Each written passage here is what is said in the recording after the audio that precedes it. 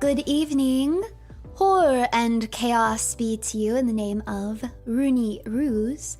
Now, lunatics, welcome one another as I shall welcome you. Hi, hi. Thank you for the gifted. Mwah. Happy Ruse Day.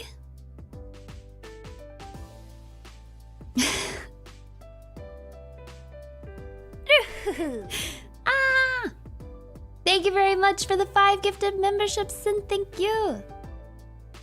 Gifted memberships, gifted memberships today, gifted memberships hooray, hooray, gifted memberships, wow, make sure you say thanks now, gifted memberships today, hooray. And thank you for 14 months, wow, what the heck. Time is flying. 14 months, huh? Whew. Thank you, I'm glad you liked the dress. I thought, you know, I gotta get dressed up if we're gonna talk about such romantic topics tonight. Very romantic, right? You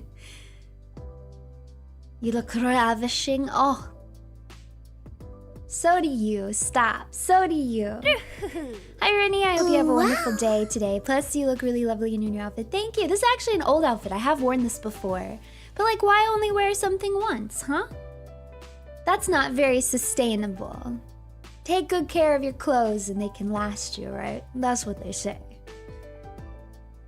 You put eye drops in your eyeball. You were way braver than me. After, it wasn't really that long ago. I think it was maybe, like, 4 years ago now.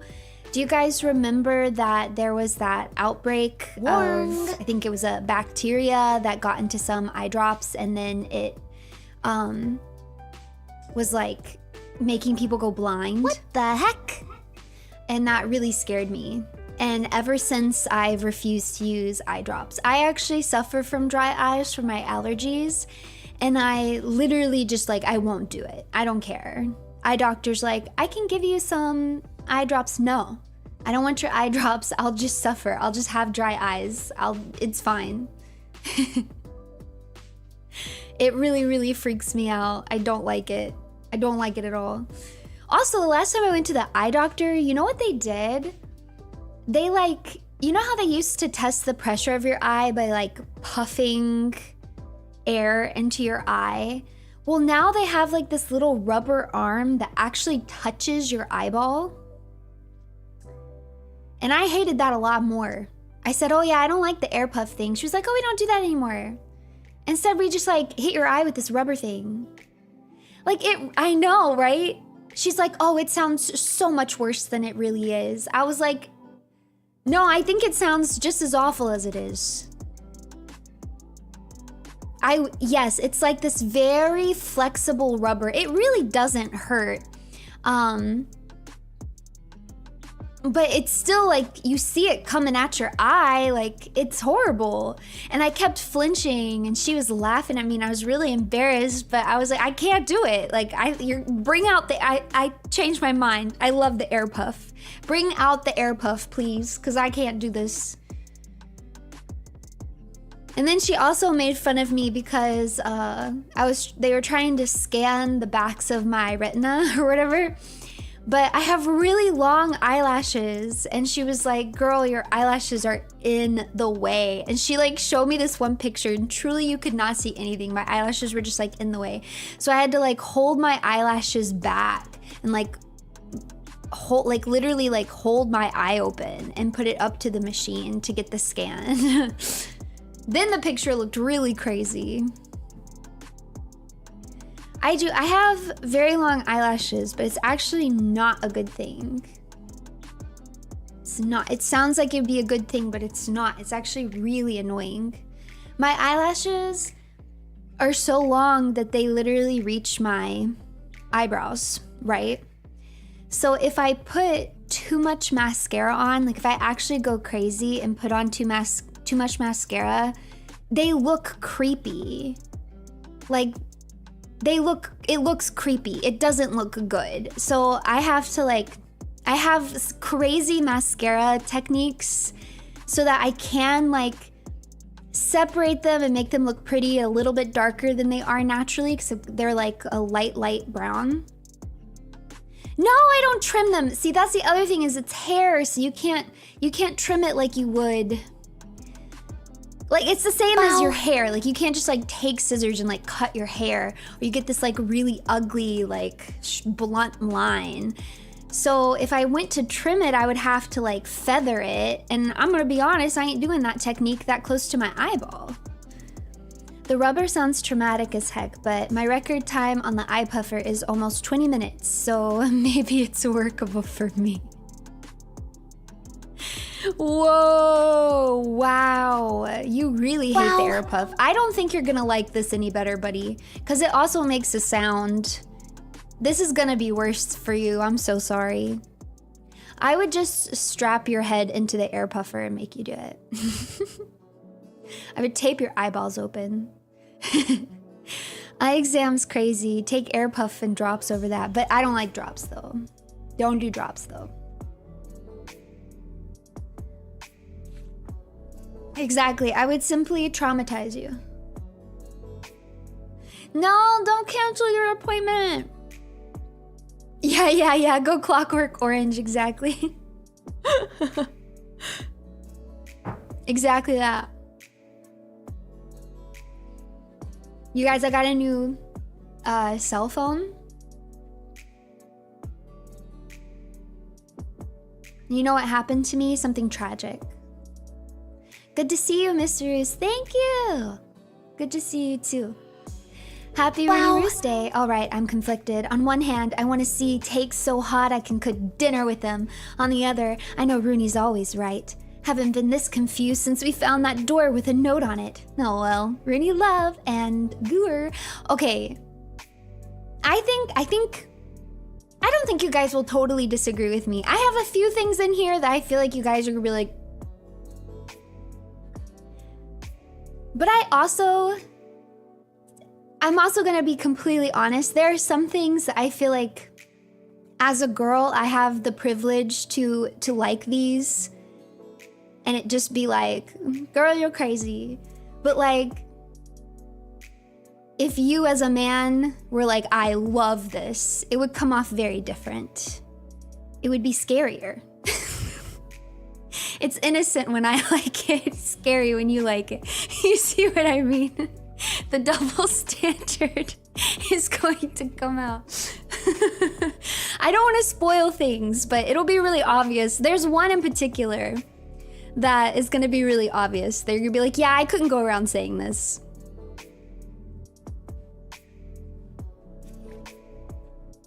HR, yeah, call HR.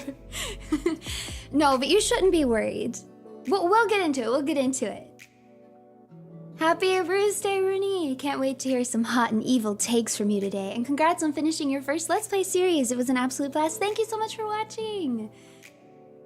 Yeah, the girlies are winning this stream for sure. Yeah, to everybody who watched my Blue Prince playthrough or plans to watch it, thank you guys so much.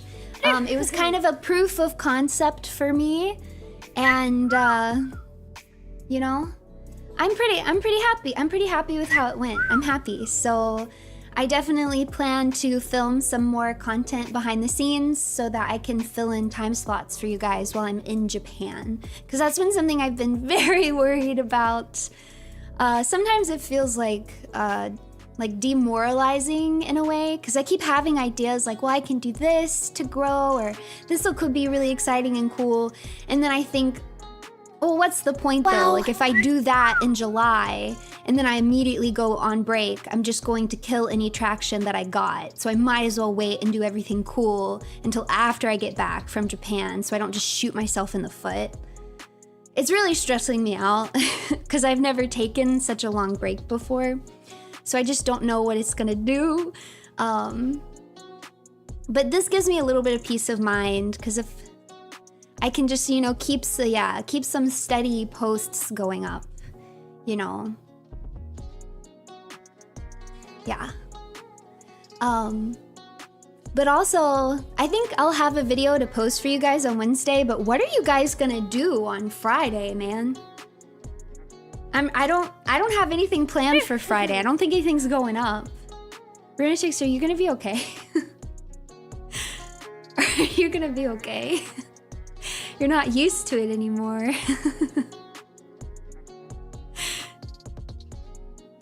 I really do want to watch I Mess With You, and I actually had it on the schedule originally, and then I looked at all the stuff I need to get done and was like, Rooney, love yourself. Love yourself and take this off the schedule right now. Because I have too much to do, so I can't fit it in. Same thing we always do. Wait for you to come back. No! No! Don't Patrick Star it. Thank you so much for the tip, Armory. Thank you. Last 10 pulls, 10 commons, 0 rare, 0 super rare, 0 you are. Miss, your game is rigged. It's not. I'm sorry. I don't know what to tell you. Whew, I won't be farming your luck, that's for sure. You ain't got any. You should show up on Saturday anyways, though.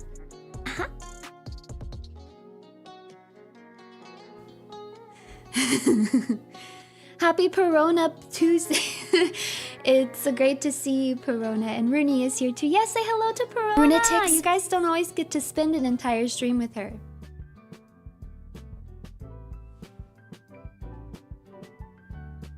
Oh, do you guys recognize the soundtrack?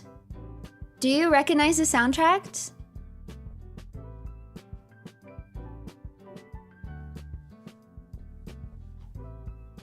Yeah? This is sexybgm.mp3 from my aphrodisiac stream. It's the special sexy mix that I put together just for you guys. Is it not loud enough? Do I need to make it louder?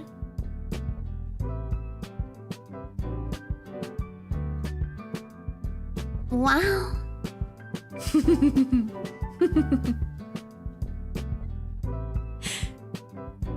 Hi, Rooney. Congrats on finding room 46. I suppose we should refer to you as a Baroness now. Yes, I am now the Baroness. Baroness. RUNIE Ruse. Thank you. Yes, show your respect. Rooney, cute. That outfit works so well. Thank you. You won't believe this, but a little maid named Choo Choo said... What? Said the F-bomb while cleaning my house the other day? What a brat. That's crazy. I would never do something like that to you guys. Never. Is the BGM too loud? No. I was so drunk that night I don't even remember there being a BGM.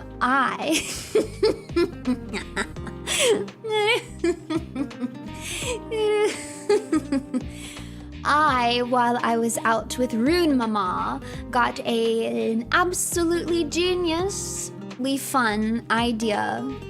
I mean, it's not like the most creative thing. It's not gonna shock your pants off. It was just something I hadn't thought of, and then when I thought of it, I was like, that's perfect for our next Black Rose Lounge. I had thrown around a bunch of different ideas for myself, and none of them were like really exciting me. But I came up with a theme. I'm very excited. I'm working on getting it together right now. I'll go ahead and tell you, you're gonna need some aged rum. That's all I'm gonna say. We're gonna do a rum night. So get excited. No, it was not. No! Wow. Stop it with the. I'm gonna censor it with the poot walks. Stop it. No poot walks. Choo Choo stole my Hina merch. Aww. That sucks. Speaking of, I like randomly got a shipment from FaZe of Hina merch. Like, I don't remember ordering it or anything. It just like showed up at my house. I guess my mom must have opened it and like set it all up for me. Cause yeah, it was really random. Isn't that crazy? I know, I do feel lucky. So wild.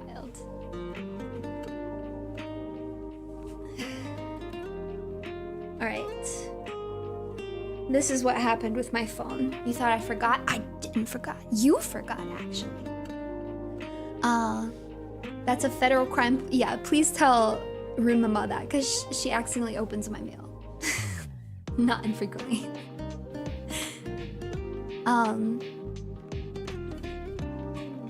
Okay. So I had decided that I didn't want to do an iPhone anymore. I was gonna be cool, get off the Apple grid. And then I go in there, and it's like literally, when I say by far, I don't mean hundreds cheaper. I mean literally like $1,000 cheaper. Literally. Because they were doing all of these promotions. 25% off my entire bill, all this stuff, if I just got the newest iPhone. I was like, what am I supposed to do? You twisted my arm is so it's twisted. I'm in pain, okay? It's a chokehold.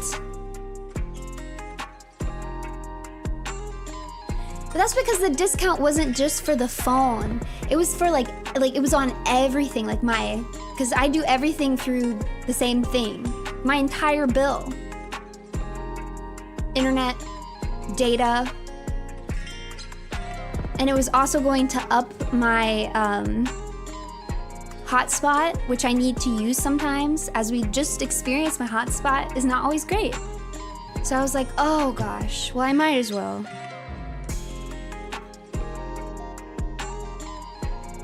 I ate the forbidden fruit and I'm trapped now. I'm trapped.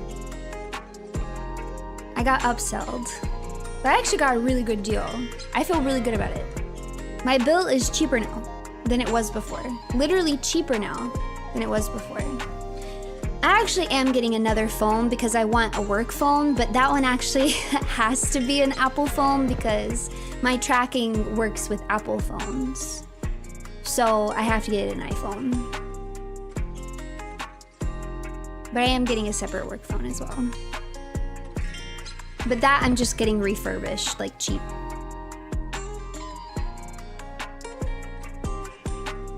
Can you write off your cell phone bill for work? I sure can.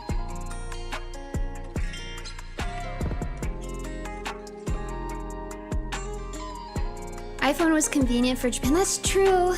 But I was like, I was gonna have one anyways for my, because that's the other thing that's nice with my work phone. It'll be unlocked so I can get a Japanese SIM card while I'm there too. And I thought, oh, I'll just put the Suica and stuff on my iPhone, my work iPhone. And then I will have my own personal phone that is not an iPhone. What is this? Woof, woof, woof, woof, woof. We haven't started talking about the toxic love yet. You've gotten ahead of yourself. I see it's done the trick though. I've gotten you in the mood. You're in the mood for some toxic love right now. Wow. It was not a paid chatter.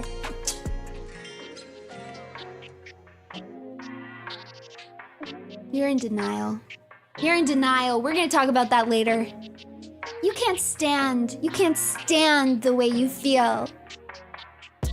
Ooh, it just makes you so mad that you're happy right now. Ooh, you're just so mad about it. You're in denial, you fool.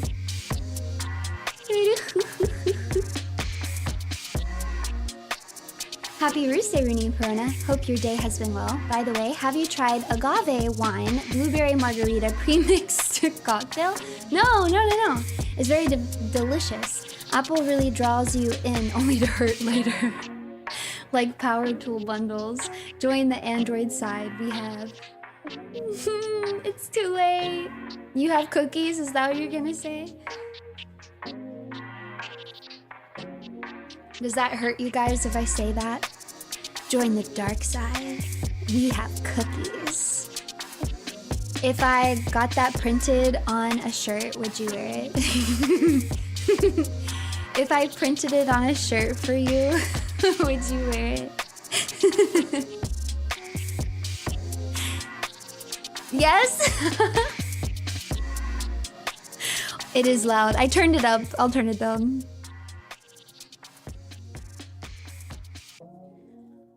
At gunpoint, but yes, how'd you know I'd have a gun? Just kidding, I'm afraid of guns. I'll get Sleepy to point the gun at you. There we go. When I want to threaten you at gunpoint, I'm just gonna hire Sleepy to do it for me.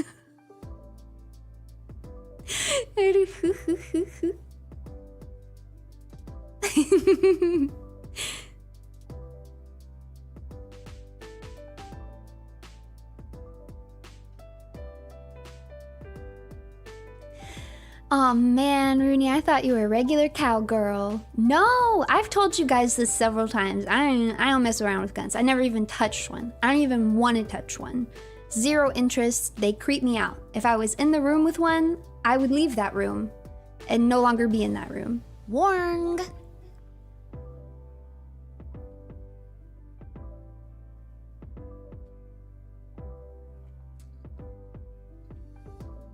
It's not dumb. You can say it's dumb, but it's not dumb. I am statistically safer the further away I am from one.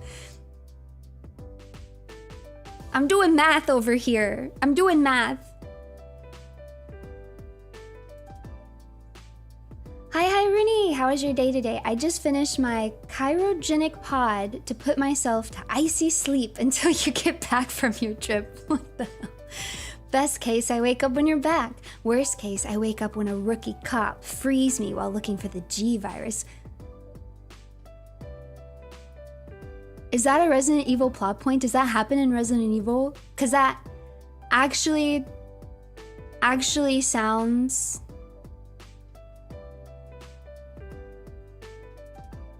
like it could be.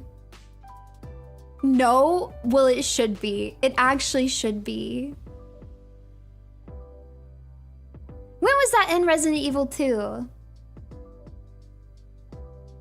I just finished my cryogenic pod to put myself to icy sleep.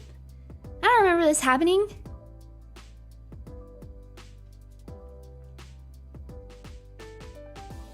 Lies. You're lying to me.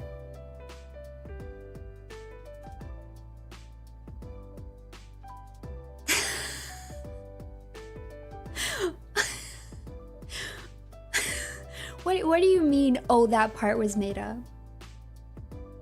The most interesting part of that sentence, that's what you're surprised that I was responding to?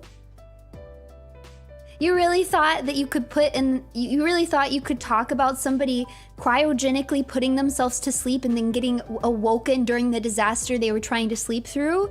And that the rookie cop part is what I would focus on? It was fiction. We made it up.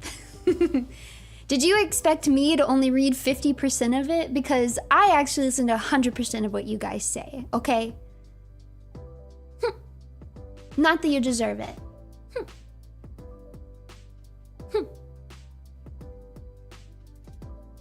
Dork.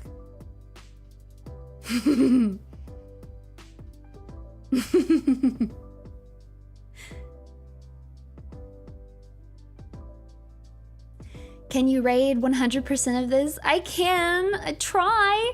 No way, she won't read this for sure. Don't worry, we'd never lie. I listen to 51%.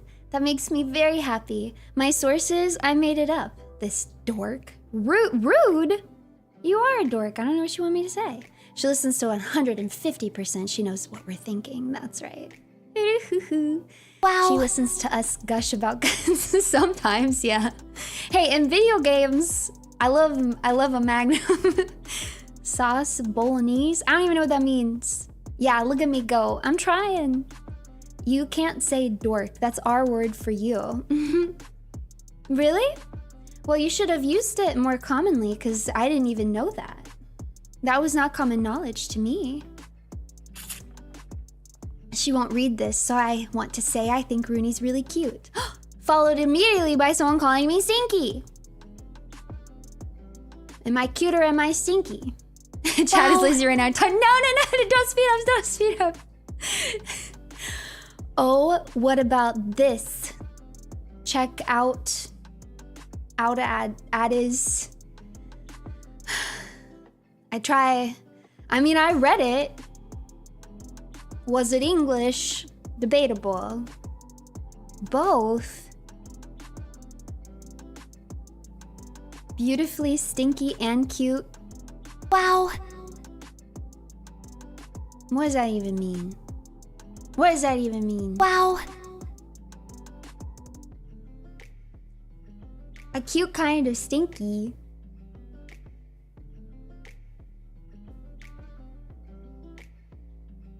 Wow. Rooney's stinky. She won't read the part where I call her pretty, so she hates me now. Yeah, I hate you now.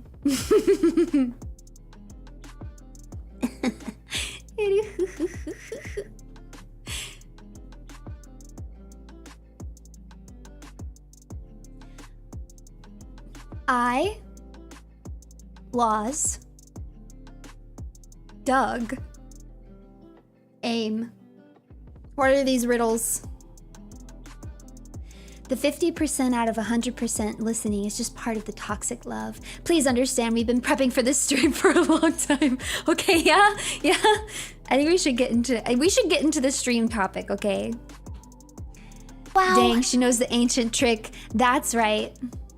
That's right, I do. I know all. Don't cite the scriptures to me. I was there when they were written.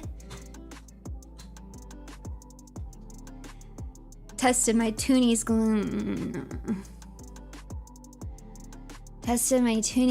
glowing ability last night. Gotta say, that's one mighty fine product. Works just as intended.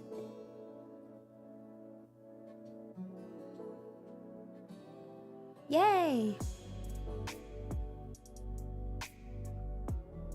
Now throw it away.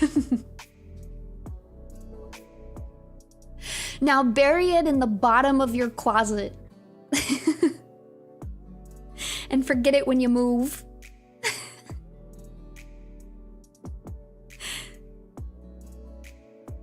Roar for us, Aslam. You guys don't want to hear me try to roar again. That was a disaster. All right, let's get going. But before we get into this, so basically what I'm going to be going through is I'm just going to be talking about some specific toxic love tropes that I actually really, really like. You just walked into the very beginning of the actual stream. Okay, you got really good timing. This is the beginning. So I do have some caveats, and I'm keeping these on the stream the entire time because I don't want you guys to forget them, because these are very, very important. Okay, I really like these toxic love tropes with the following caveats. 1, the overall tone needs to be comedic. 2, I don't want there to be any real emotional consequences. Okay? No angst. And 3, everything we talk about is fiction. I'm not talking about real life. These are two completely different things, okay? Don't get it twisted. Completely fictional, okay? You better believe me. As you guys know, I don't like to feel super sad. So as much as I do really, really like some really toxic tropes, especially in my romance, it does have to follow these rules because I want the overall tone to be funny, and I really don't want there to be emotional consequences because I'm not a big fan of angst. A little bit of angst, like a touch of it, a little, to be honest, hits me even harder, and to me is more poignant when it's in a comedy than when it's just like tragic things happening to characters and you just watch them suffer. I don't want to just watch people suffer. You mean you don't like the doomness Yuri? That's actually very true. Tragic Yuri does tend to break my rules. It's just not funny enough for me to enjoy it. At the end of the day, comedy is tragedy seen from afar. I kind of agree with that though. I do. I feel like comedy allows you to explore some really, really dark concepts. Hurtfic, absolutely not. Hurtfic, that's a huge no-no. Red flags for me is like grief, angst, yeah, hurtfic, all of that, I'm not reading it. You tag it with that and I'm not reading it. Yes, that's a real thing. At the end of the day, I'm here to have a good time, okay? And like I said, I actually think that you can have really good angst. And I actually do have some, well, there's one example I can think of right off the bat. That is a toxic romance that I love, love, love, love, love with all of my heart. It's one of my favorite musicals in the whole world. I think it is my favorite musical, so I've probably mentioned it before. But it's the musical A Little Night Music. If you guys are familiar with it. Spoilers for A Little Night Music, I guess. But it's a romantic comedy that is about terrible people falling in love and doing terrible things to each other. Like all the characters and the sordid love triangles, like none of them are really great people. They're all very selfish in their own ways. And they're all doing really bad things, but it's very funny. It's a comedy at the end of the day. And yes, it gets very toxic. And yet, there are also these little moments in the show, these little brief moments where you really get insight into what the character is feeling that's like leading them to make the decisions that are angsty and are so good. And because they come in at a time, like you're not expecting it, you're not primed for it because it's not a tragedy. You don't go into this musical expecting to cry. You just go in and you're laughing and you're having fun. And then all of a sudden it'll just hit you with something hard. I actually like that so much better. And I personally find it more angsty than when you just have something that's a tragedy from the start. And I think that's because I'm very sensitive to getting cringed out when it feels like somebody's trying to make me sad. You guys know this, I've said it a million times. Like the second I get an inkling that the author was like, yeah, and then I made this happen, and it's gonna make them so sad. Oh, and to rub salt in their wounds, it'd be even more tragic if this happened. You've lost me. I no longer think it's sad, it's just cringy to me. It takes me completely out of it. I don't like it. But when you put it in a comedy, it really works for me. It does. Yeah, I don't like feeling emotionally manipulated either. That actually might be a really good way to put it because it's really hard to do that. Or it's hard to feel like you're doing that in a comedy because the intention is to make you laugh. Like, you know that the intention of the story is to make you laugh and have a feel-good time at the end of the day, right? For the most part, like, depending on how black the comedy is, right? And so, yeah, you don't, like, there's no tragedy fatigue, and it also is really hard to make any angst or sad things that do happen feel, like, ham-fisted or, like, forced, because like, you're not waiting for the author to try to screw you over, for the writing to screw you over. Like, you know, at the end of the day, they're gonna make you laugh again in another 5 seconds, you know? I don't know if that makes any sense. But yeah, I don't like feeling emotionally manipulated either. So I'm gonna give you 2 examples from the musical where they really do have nice angsty moments that I think are beautiful, like in the midst of just all the crazy stuff that's happening. The first one would be there's this character and her husband is cheating on her. And he's just an idiot. Like, he doesn't even understand that he's hurting her. He's not even hiding his affairs. He's like super open about it. I mean, he just comes home and like tells her about his mistress and completely misses all of the signals that this is absolutely breaking her heart and that she hates that he's sleeping with other women. Like, he's so deluded and full of himself. Like, he doesn't get it. He does not get it at all. And most of the time, this is played purely for laughs. Like, she just has really witty, snarky comebacks to everything that he says, and she's meddling behind his back and trying to sabotage things for him, and she doesn't care who she has to hurt or destroy along the way, right? And so, like, that's kind of how their dynamic has been. And it'll make you laugh. You're thinking, that's horrible. Yeah, exactly. Nah, could not laugh at that. Yes, you could. Yes, you could. Guarantee you would laugh if you watched it. Because here's the thing. There are no real emotional consequences. It's the way that she's reacting to it that takes the angst out of it, because it is just played for laughs and you don't actually feel, for the most part, like she's like really suffering, you know? And also, he seems like such an idiot that he doesn't really come off as like this super heinous character. He just seems really stupid, and it is funny. And it's funny to watch him look like an idiot and be treated like an idiot by everyone around him, completely oblivious to the fact, because he thinks he's like everything. Like, he thinks he knows everything, right? But then they do have this moment during one part of the show, just like randomly, where she sings this song called A Little Death.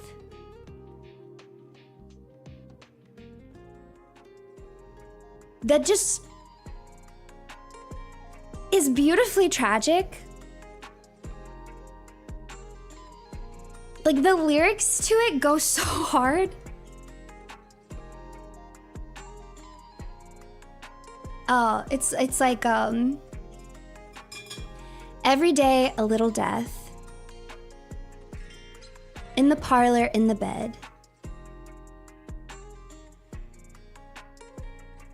In the curtains, in the silver, in the buttons, in the bread. Every day a little sting. In the heart, and in the head. Every move and every breath, and you hardly feel a thing, brings a perfect little death.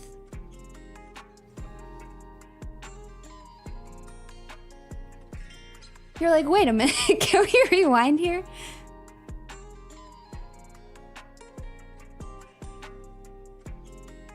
And then, like, in the next scene, they sing one of the funniest songs in the entire show. You're like, wait, can we hold up? Can you pause for a second? Oh, it's beautiful. It's beautiful.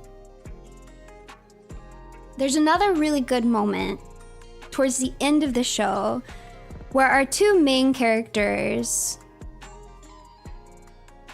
you know, they had a fling a long time ago, and they both chose other paths, but they've always kind of longed for each other. And then it seems like they're finally gonna be able to get together again, but due to their own bad decisions and mistakes, it falls apart once again. And they sing this song, Here Comes the Clowns, that so perfectly captures that feeling of like, kuyasi, like that I'm so disappointed and devastated and heartbroken, and it's all my own fault. I'm the idiot here, and there's nothing I can do about it but just reflect on my actions and try to grasp any little bit of happiness I can still squeeze out of life. It's the kuyasi, yeah. It's so good. Yeah, bring in the clowns. It's so good. And if I'm remembering correctly, this comes pretty soon after the maid sings this whole song about how she just wants to have sex with a bunch of people. That it actually goes so hard. It's such a funny song.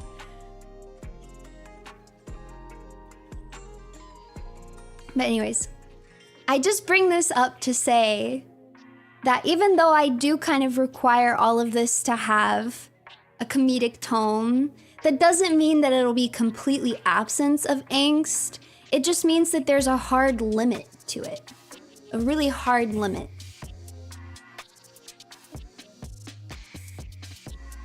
That makes sense now, does it? Does it? It's a really good musical if you haven't watched it. It's really good. It's very fun.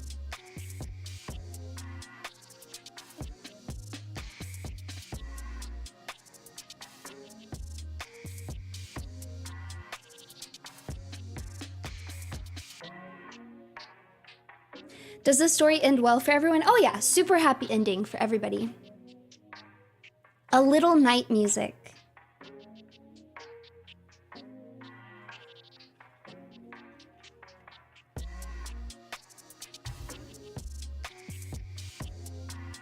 No, I'm not lying. Everybody ends up happy. No, it's like, it's a good ending. Everybody gets what they want.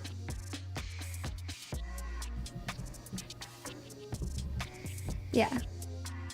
I'm not saying it always has to end well for me to like it. Wow.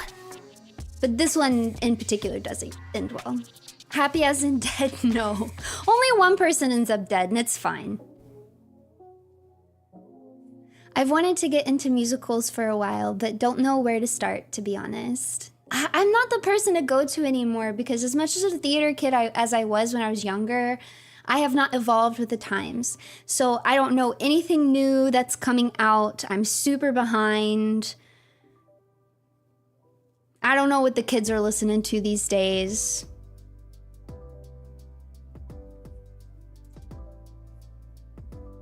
I only know the older stuff that I always liked beforehand, so I'm no longer an authority on musicals.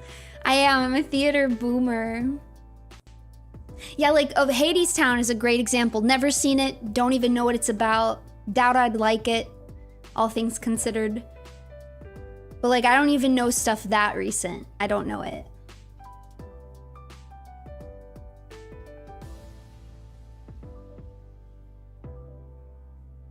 I like Into the Woods. It's for old people, so it's fine if you only know the old stuff. No, it's for young people too, you fools.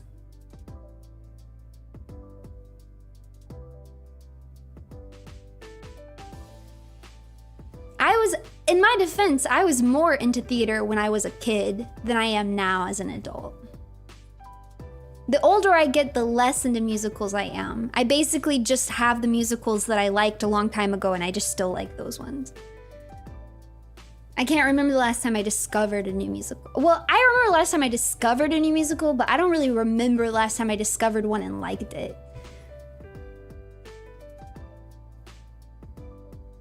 Cats is great.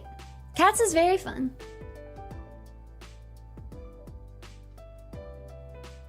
Anyways, do you guys understand the caveats? Do you agree?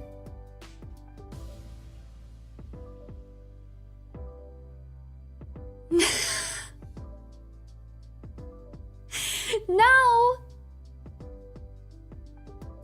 I didn't mean agree, sorry. I didn't mean agree like you have the same opinion as me. I meant like, do you agree to acknowledge the caveats? Okay? Acknowledge them. It doesn't matter if you just got here, you got eyes you can read. They're up here on the screen. You got to acknowledge the caveats.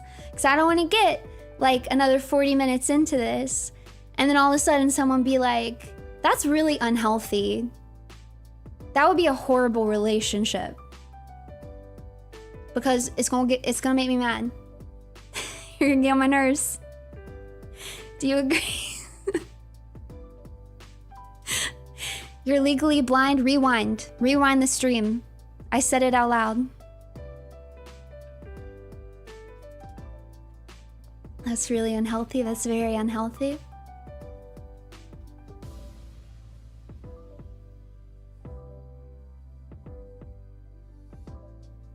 Well, it does say only fictional. Thank you. All right, I give up on you guys. You're gonna do whatever you want. It's useless. Why did I even write these things? It's useless. All right, let's get toxic.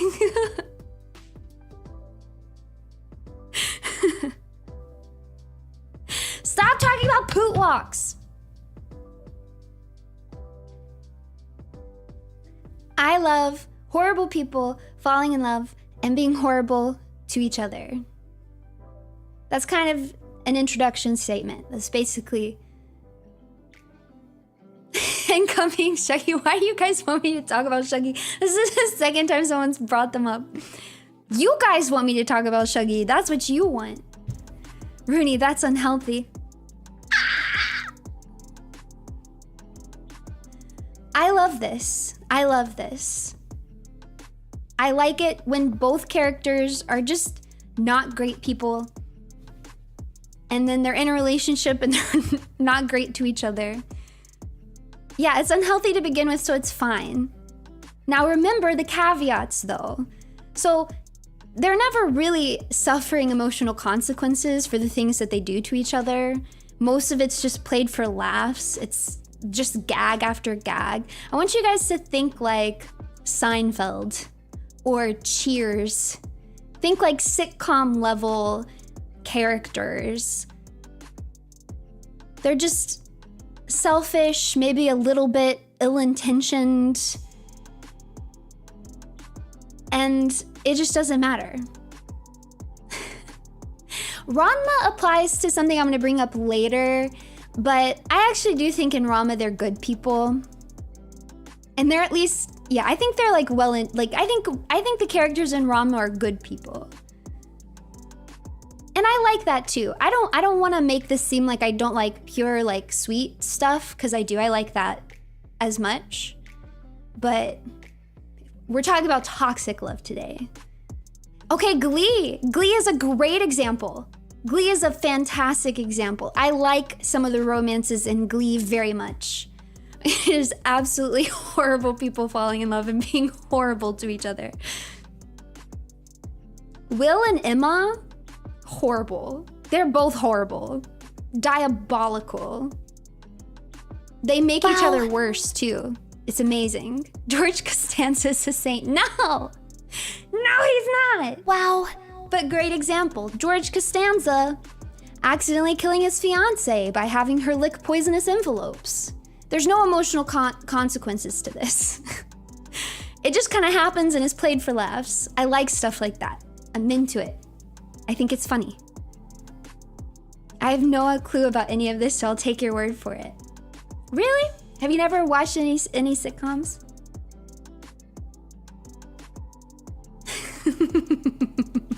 Yeah, he just moves on, like who cares? He didn't want to marry her anyway at that point. He had already decided he wanted to break it off at some point, so he was like, oh, well that was easy. He just moves on. I've never watched Seinfeld. What did he do? You gotta watch Seinfeld. You might not like it. It's definitely not for everybody. I think the relationship in Devil Wears Prada is also toxic. But that's not a comedy, so I don't like it.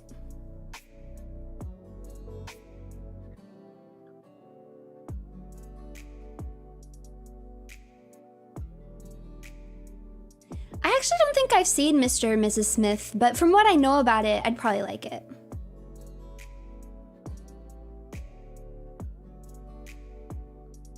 Yeah, exactly. After she died, he found out she was extremely wealthy and he would have gotten her fortune if he'd married her.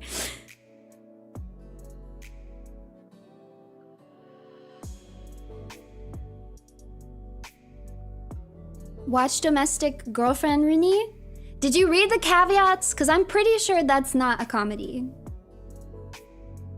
So I probably would not actually like it. Wow. I'm not surprised people don't know Seinfeld, 1989. You say that like people don't watch older shows though. You know what I mean? I wasn't watching Seinfeld when it was airing either. Doesn't mean I haven't seen it. So I guess most of you have never seen SpongeBob either, because I bet a good many of you were too young to even be watching the original SpongeBob when it came out. So I don't want to hear it anymore then. I don't want to hear it anymore. You better not be referencing SpongeBob either. Forget it. And don't even talk to me about anime. There's so much anime you can't reference anymore. If it was an 80s or a 90s anime, all you youngins, you better shut your mouth.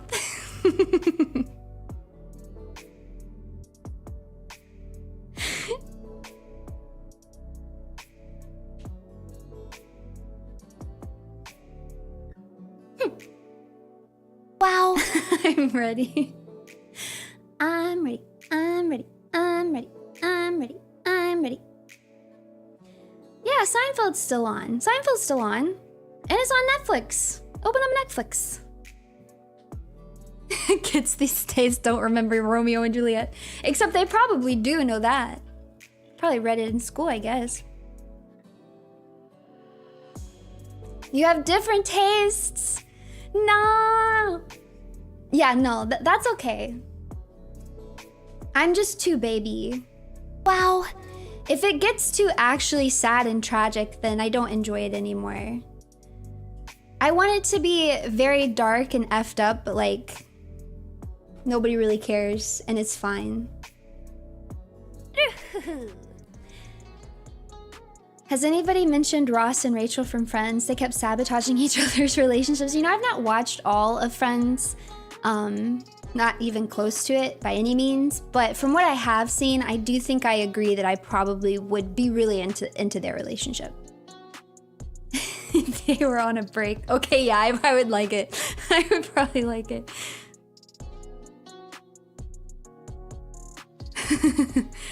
I'm watching the Twilight movies right now. Shut up. I'm rewatching the Twilight movies right now with my friends. And I still gotta say, I'm Team Jacob. It just doesn't matter.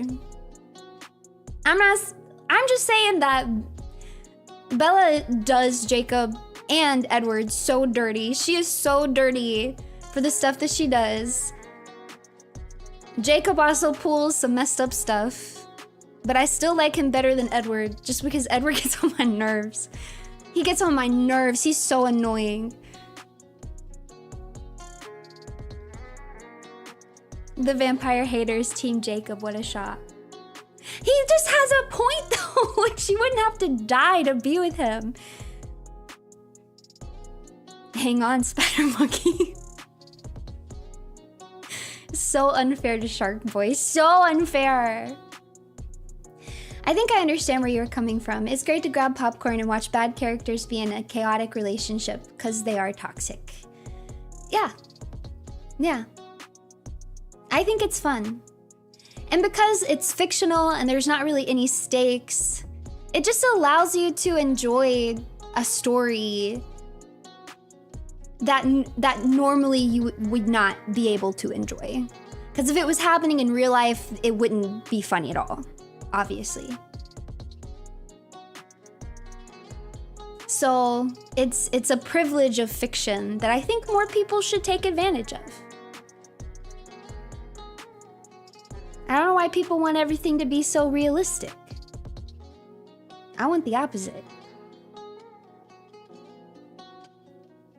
I like tsundere max mode. I like it when one or both of the characters actively hate that they've fallen in love. This is a trope that I literally love. I want the character to be so disgusted with themselves and their own feelings and just like know that on paper it makes no sense. On paper it's like, why do I like this person? Why in the world do I like this person? And it eats them up inside. It frustrates them. Like they're so mad, this self-loathing. But they can't help it. Like that person just does it for them. Whatever it is, it just does it for them. They're stuck, they're tied in, they can't get out. And they just have to be miserable. It's worth the misery. Hate is just another form of love. Exactly.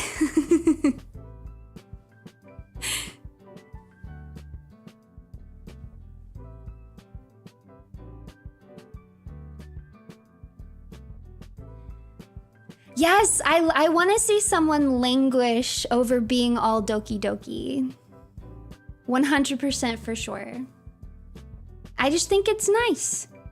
I like it.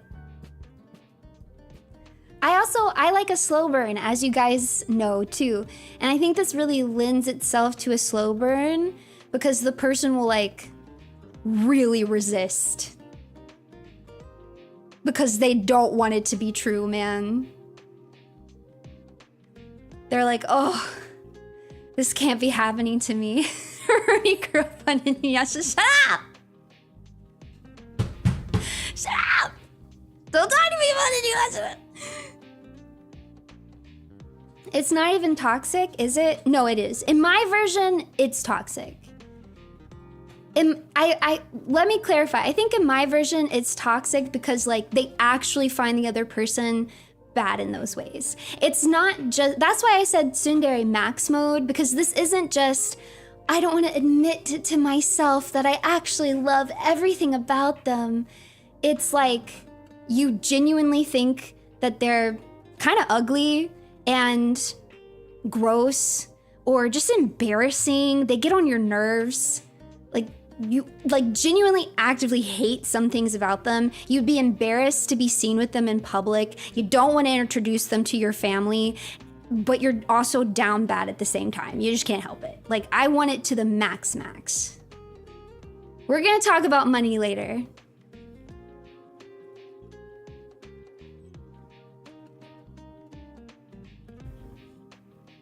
It's tsundere max. Yeah, not just your typical tsundere. I like that.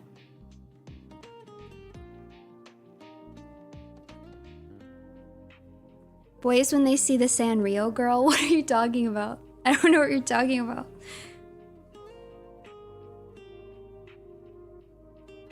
So then yandere, you don't know what a yandere is. Wow. You are so off on that, Mr. Poophead. Sheesh, you called out the last 9 years of my life before my break. No, caveat number 3. Caveat number 3. This is only good in fiction. That's not good at all in real life. That's horrible.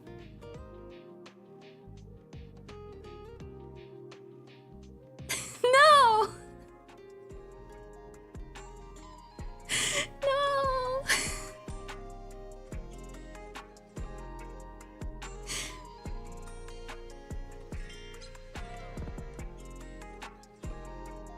Nine years is a long time.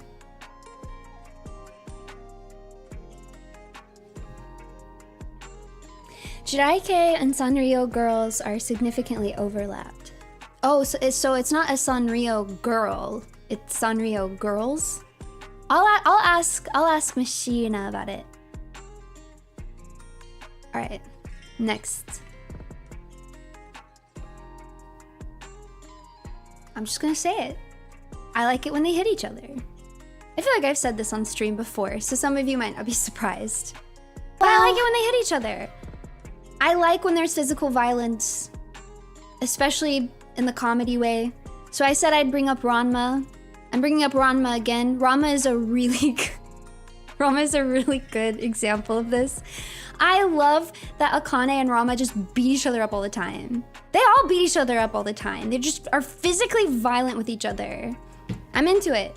I like it. I like slapstick physical comedy for sure. And yeah, Inuyasha as well.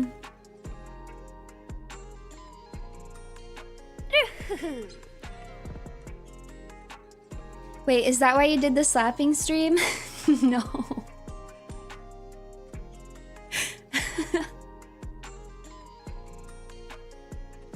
Yes, urusei yatsura. Mutual violence or one-sided? I mean, it kind of depends. I mean, at the end of the day, again, like, I want it to be comedic, and I don't want there to really be the consequences. So, like, if it ever got to the point where, like, one of them was physically afraid of the other one, then it's no good anymore. That's not funny. That's just, ugh. Who wants that? But when they both just, like, hit each other, and there's just, like, I don't know, there's not really any consequences of it. Like, it's just played as a joke and nobody's taking it seriously. I like it. I think because to me, there's like a physical intimacy. It's kind of like, maybe because I've never really had that with another person where it's like, you know how like you see like friends and stuff, and then like, if one of them makes them like laugh too hard, the other one will like punch them in the arm or something. Like, I've always been very fascinated with that kind of like physical intimacy and like closeness with another person, right? That's not abuse then. Did I say I like physical abuse? I said I like physical violence. We'll get to the abuse later, okay? Read the caveats! Wow. So I like seeing it in romance because I think it just makes them feel really close to each other in my mind. It just feels like they're very comfortable. You know? There was a whole era where all the female anime MCs had mallets to smack a dude with. We were a proper society. I think it's funny, I liked it. Ranma, Inuyasha, Gintama, most isekai, 3 Days Grace, can you stop? Can you go? Can you see right now? Please. I was raised on Full Metal Panic, so I truly enjoy a girl who will just pull a fan out of nowhere and smack the guy into next week. Exactly. Have you heard of Masamune-kun no Revenge? It does sound familiar, but I'm not familiar enough with it to like have a visual image. Grand Rooney knew what a yandere was. We'll get to yandere. We'll get to that. Like, Tomo-chan is a girl. Yeah, there's a lot of stuff in that like genre that would fall under this exactly, yeah. This is why she hates Sanji. He'd never hit a woman. But I actually genuinely find the fact that he refuses to hit women very annoying. But it doesn't make me hate Sanji. It's part of his character. I can respect that.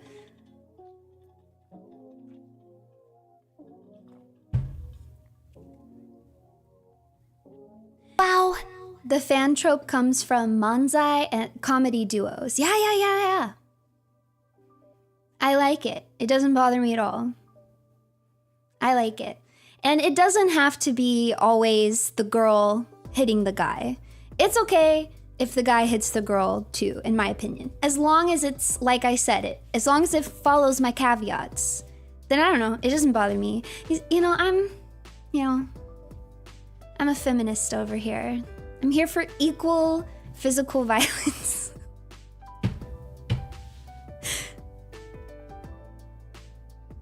Manzai, peak comedy. I want a refund for all the points we lost in the mimic slapping stream. That's different! That's different, you don't understand.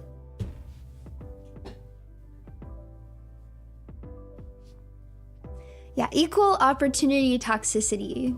Exactly. I also like verbal abuse. I like it when they're really mean to each other.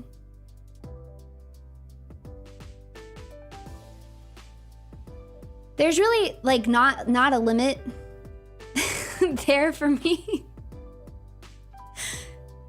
Like, I just think, again, remember, this is only when it's fictional. This is not okay in real life at all. Wouldn't tolerate it even a little bit. But in fiction, I just think when they're fighting with each other, they should go hard. You know? Call each other ugly, call each other stupid. Bring out their worst insecurities. Like, be mean, be hateful. Yeah, it is. It's the passion. Can sometimes display comfort between. Maybe that's it too. Maybe that is also kind of tying into it. Because I think it does make me feel like they're closer to each other. Like if they're really ripping into each other. One, it shows how passionate they are, how strong their feelings are. But yeah, it's like they also really know each other. And there is like a comfort level. Like, I could never just like be mean to somebody like that, you know? So it's nice to see it in fiction. And then, of course, to see it work out anyways. But once again, it's no real emotional consequences. So I don't want the character later to agonize over the things that were said about them and to feel insecure about themselves and horrible and, you know, like I don't want to dwell in the angst of the aftermath. I just want them to get mad, yell at each other, say terrible things, maybe like throw a chair, maybe she like kicks him in the balls or something. And then like their favorite song comes on the radio. And next thing they know, they're like slow dancing in the kitchen. They're like, how does this happen again? You know what I mean? Like that's the dynamic that I want. Rooney, that sounds really unhealthy. I'm gonna. It's about to get really unhealthy in here.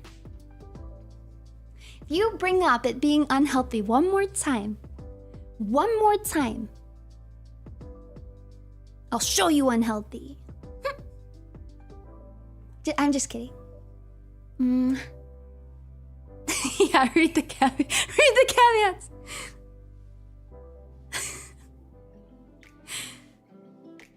Okay, you guys are really making me want to watch Mr. and Mrs. Smith. I probably would really like it.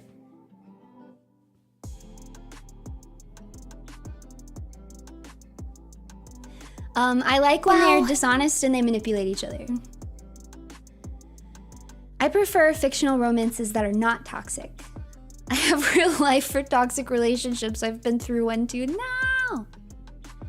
Yeah, I said it near the beginning of this stream, but it's worth saying again, this is not the only type of romance that I like. I am also very much a fan of sweet, tender, just sugar in the mouth romance, make you believe that there's good in this world again romance. I'm totally good with that too. I just also like this other side of the coin. Wow. I'm putting my neck out here, but it's unhealthy. I shall not be provoked. I see what you're trying to do, and you fool. You think you can provoke me that easy? I see through your games now. Try harder. Caviar like the fish eggs. Help! Help! Help! My chat doesn't know how to read! Somebody help them, please!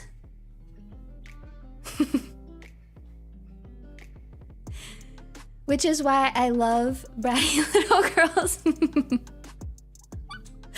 No, I think that's a good trope. That's a good trope. I know what you mean. Like a muyu. I see it. I understand.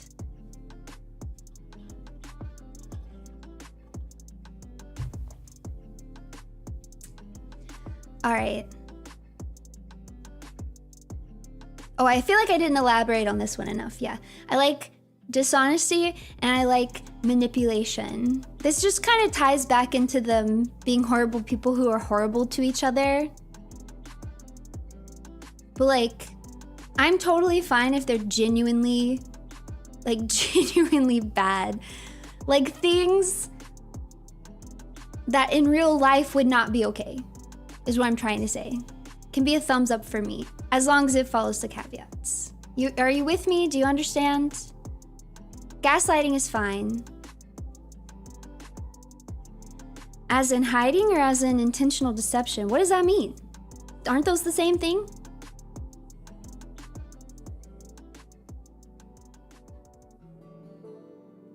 Gaslight, girl box. No, I mean like even if they do it on purpose. Like even if they do it on purpose. Like let's say for example, guy in the relationship, he's been waiting for a chance to get this interview for a job that's gonna take him overseas. And it's been his dream job for so long, and she's known this before they even started dating. Then they start dating, right? And she's like so torn up inside because she doesn't want him to leave. and she's afraid he's gonna get the job and leave. So she deletes the voicemail or the email or whatever it is, so he doesn't know that he got to like the next round of the interviews or whatever. And then later he realizes that she did that and had been lying to him about it. Like, that's what I'm saying. I want it to be horrible. I like it. It is insane. It's terrible. It's horrible. Where did you get this example from? I just came up with it. Glee when the wife realizes she isn't pregnant. Yes, yes, yes. No, exactly that. It's when Terry realizes that she's not actually pregnant, so she fakes her entire pregnancy because she knows that the pregnancy is the only thing keeping Will Schuester married to her, and she doesn't know what else to do. It's peak toxic love, man. Does that actually happen in Friends? Shut up. But that's exactly, I'm trying to get the point across to you guys.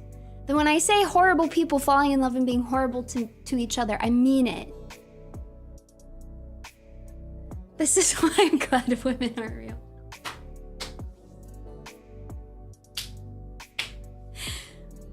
These all have emotional consequences. Is that a hard concept for you guys to grasp? Maybe you've just never watched media like this, like an Always Sunny in Philadelphia or a Seinfeld or a Frasier. So maybe, or a Konosuba, there you go, there's a weeb example. Have you never consumed like media like this where there's no emotional consequences? I think some people maybe haven't been exposed, so like they actually can't grasp what I'm trying to say. Like in this example, the guy would find out that she did it, and maybe they'd have like one fight about it, but then he'd be like, whatever, and he'd get over it, right? Or something would happen that would show him that like he didn't really want it anyways, and so it's not like he would be devastated for the rest of his life. He's not even gonna cry about it. You know what I mean? Like, even though it's actually a horrible thing to do that in reality would be completely inappropriate, manipulative, controlling, and would actually like devastate the other person and could potentially even ruin their life, none of that happens because it's fiction and it's a comedy, so it just never gets taken that far. The laugh track plays, they're back in the coffee shop. Yeah, exactly.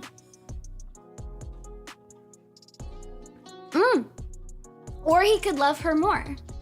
Yes. Absolutely. I really like the trope where... Wait, I'll get to it later.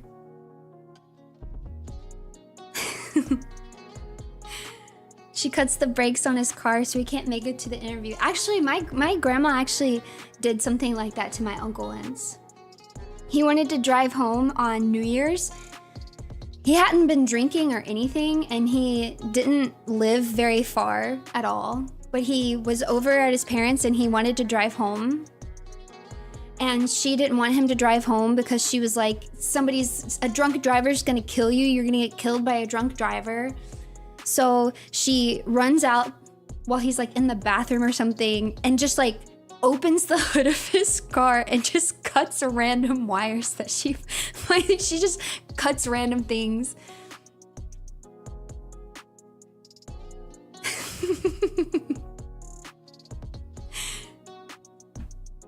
I wasn't there for this, but my mom said that he's a really chill guy. He's so chill that basically she walked him out to the car. That's what my mom said. She walked him out to the car and showed him what she did. And apparently he just went, "Well, I guess I'm not driving home tonight." Shut the hood of his car and went back inside.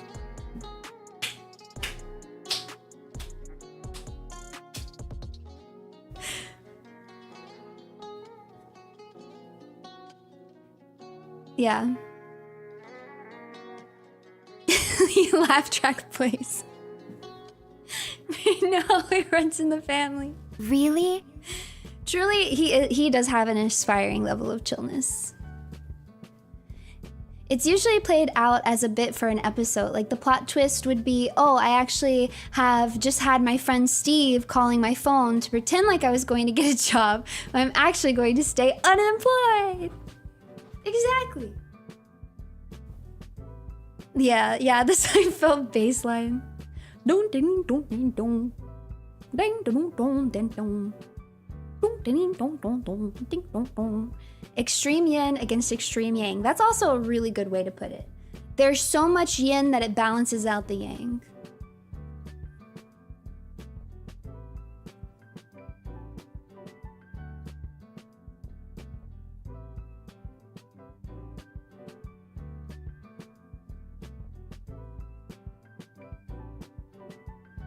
All right, now we can move on. I don't remember what's next. It only gets worse from here. Oh wait, I went the wrong direction. I like unrequited love, but with a kind of huge caveat. My hair's kind of holding it up. I only like it when the power dynamic is balanced out by it, if that makes sense. So I actually actively dislike, I don't want it to be sad. So I actively dislike it when it's like really heartfelt. Like, well, you know what? You guys want to talk about Shuggy. You guys want to talk about Shuggy? Fine. We're going to talk about Shuggy then. Let's talk about Shuggy. This, for me, does not work in any way, shape, or form if Buggy were the one in love with Shanks. And the reason is that Shanks has too much power on his side of the relationship dynamic. He's stronger than Buggy. He has the approval of the man Buggy respected the most. He was able to get the dream that Buggy had, which was inheriting his will. He's more handsome. He has more friends. He's better at talking to people, stronger, richer, more famous. For Buggy to be in love with him, the power dynamic just sucks. It would just feel horrible. Like, it just wouldn't feel good, right? I'm just saying it like it is. Why do I hear the vibe boom when you say this? Like, it would feel gross. Like, it just wouldn't feel good. I would hate that. It would just be sad and kind of depressing, and I wouldn't like it. But now, let's flip it. Let's flip the tables. And now it's Shanks, with all these cards in his hands, madly in love with Buggy, who really doesn't want anything to do with this guy. Is like, actually, I haven't forgiven you for anything yet. I ain't even like you. I don't even want to look at your face. Now the power dynamic is equal again. I feel like they have equal cards. And now I like that. I can get behind this. I can get behind this now. I do prefer for them to get together at the end, though. I don't want it to be a sad ending. That's probably not surprising to you guys. Like, I want the other person to come around eventually, right? But I'm totally fine if the other person at first is kind of adamantly like, oof, oof. As long as the power dynamic is still very balanced. It's very important to me. I do. I like a happy ending. But I like a slow burn. That's probably also why I like this. I like it when it takes him a while to come around to it. But yeah, this also works for like money situations, I think, as well. Like, I also like the idea of like, you know, super rich woman, filthy rich, spoiled brat. She's gotten everything that she's ever wanted her whole life long. She gets a fancy for some street rat guy that she comes across, and he's just kind of doesn't want anything to do with her. And she doesn't know how to handle it. Yeah, he's got that popper riz. Yeah, the pool boy or something. And he's rejecting her, and she's having to deal with that for the very first time. And she's like, what is this? What's happening? And then you have to watch her like really learn how to game. She has to learn her game to get this guy to give her any of the affection that she has for him back. And in the meanwhile, she just falls even harder for him. It's good. I like it.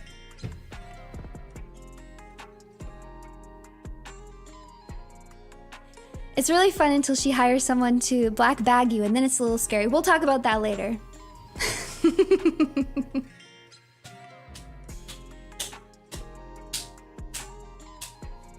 How's this for a toxic relationship? MC's cheating ex tries to get back together for selfish reasons, only to lose to his Brokon grippy sock sister? What anime are you describing?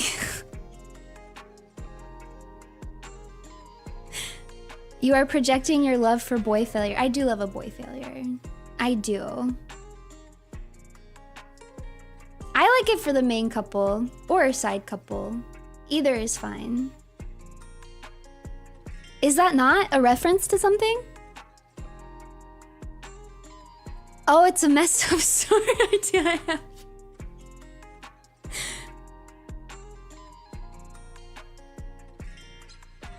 Yeah.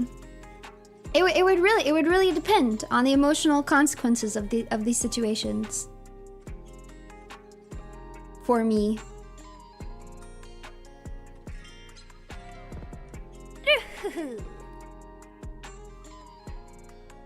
Do you think Beatrice and Benedict from Much Ado About Nothing would fall into these tropes for you? You know, it's been so long that I can't say for sure. The story is muddy for me.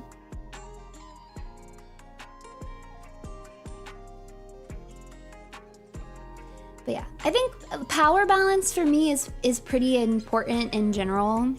I definitely do like a lot of the typical tropes where it's like, yeah, one person is like super rich and then the other person is poor, or one person is really popular and talented and smart and good looking and the other person's like kind of a loser.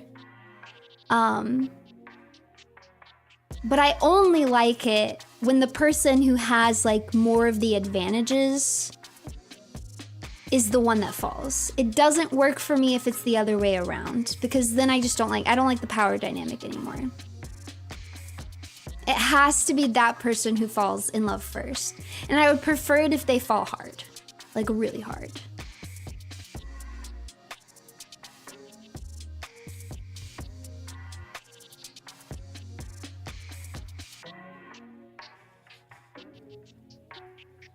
Beautiful high-spec girl overlooks school heartthrob for generic MC. I like it. I like it. I also really like when one of the characters is described in the story as ugly and it's just not contested. And so I don't mean like, oh, she's ugly and then she takes off her glasses and has a makeover and now she's beautiful. Like, I like it when one of them's just kind of ugly. Like, it just is. They know they're ugly. The other person acknowledges that they're ugly. They're treated as ugly by everybody else. And it's just, well, they're just ugly. I like it. I don't know. It works for me.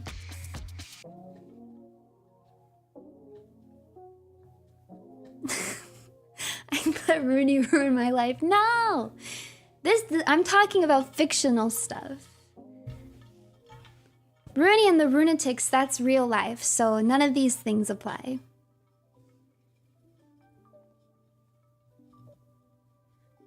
Clueless is a thumbs down? No, I like Clueless. Why would Clueless be a thumbs down? I love Clueless.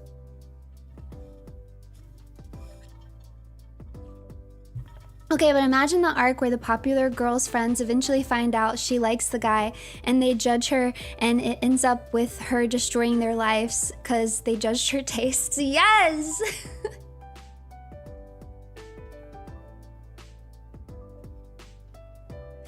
Yes!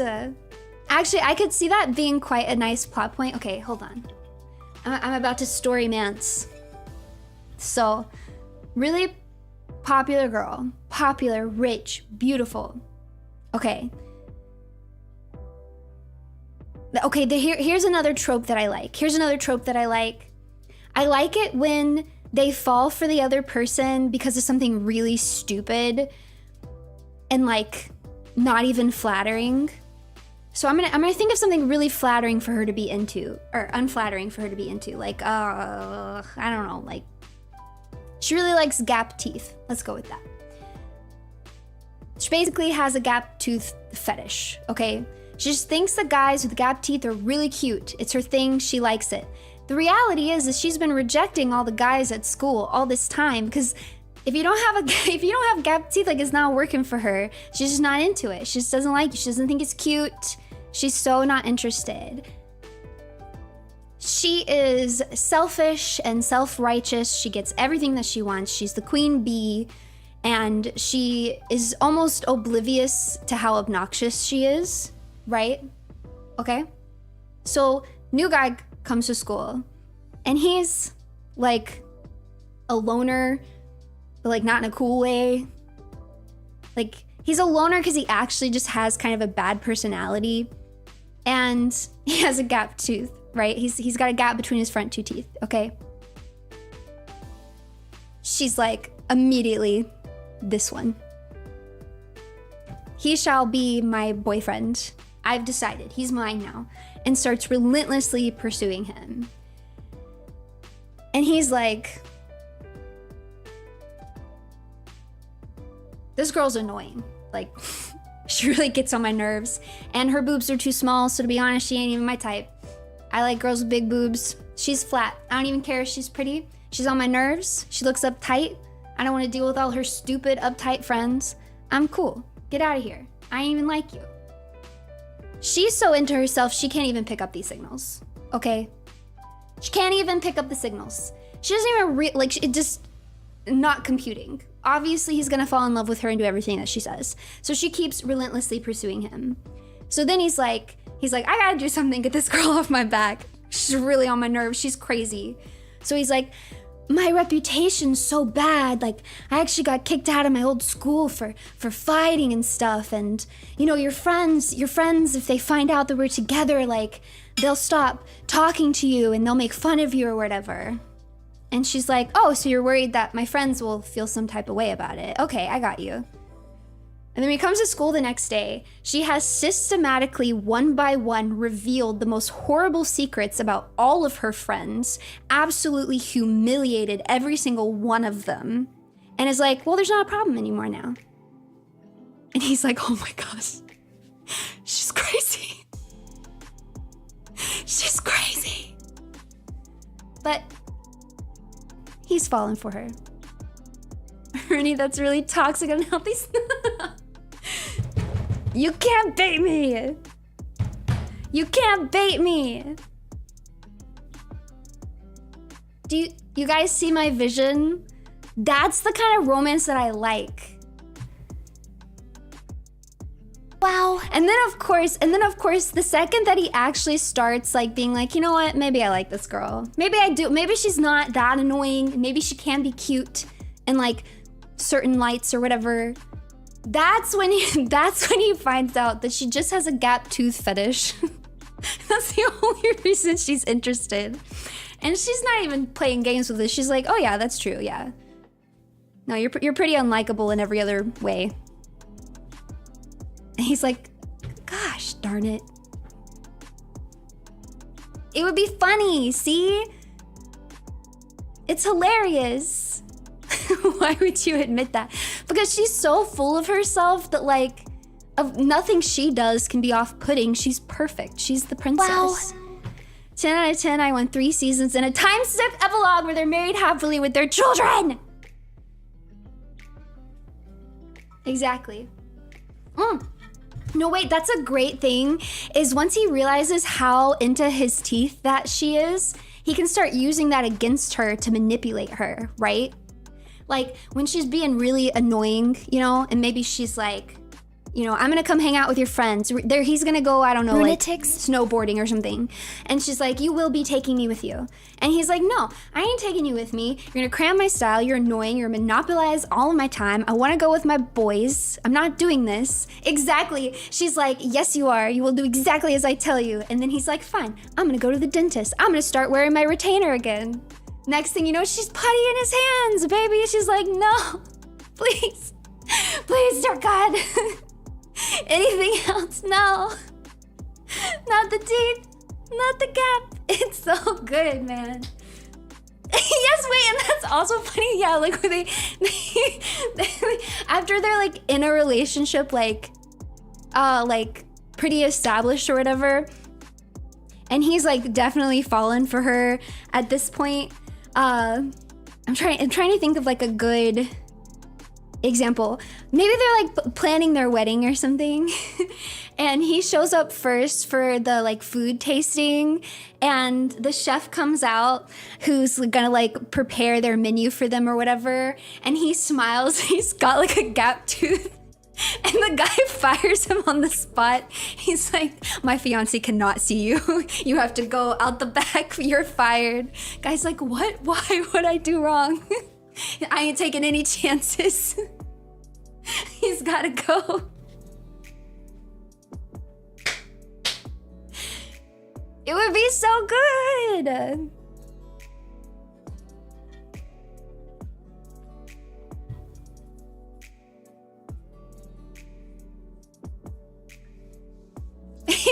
Yeah. She has to go. Yeah, she has to attend when they go to the dentist. They have a really funny scene where she's like supervising his dentist thing, and the dentist just casually is like, you know, if you'd like to, we've got really good options nowadays for very comfortable and discreet braces if you'd like to fix the gap between your teeth. And she just like holds the dentist's shoulder. She's like shaking. She's like holding the shoulder so tight. And she's like, I will literally ruin your entire life and your entire family's life and your children's life and their children's life. I will destroy you and your descendants. The dentist is like, oh my God. Wait, what? Yeah. No, he's not interested. I think he's beautiful just the way he is. And he's sitting in the chair like, thanks, babe.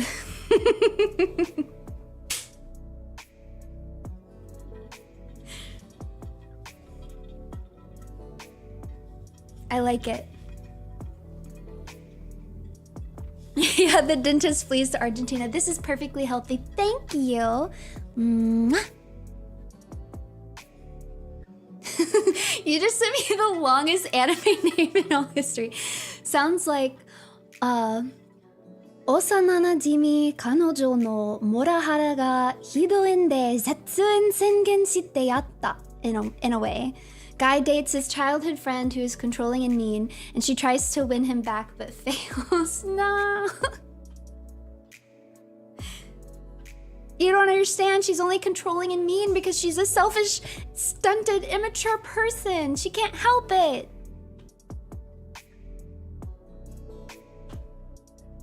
Yeah, I had a dream you got braces.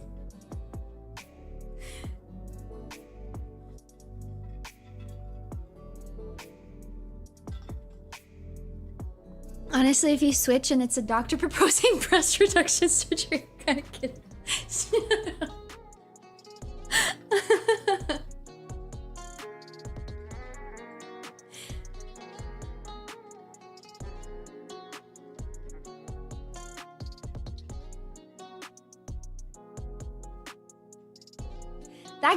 That could be another plot point too. He could try to like, you know, they've been together for, you know, they're adults now. They've been together for a long time. He could just like suggest it, you know.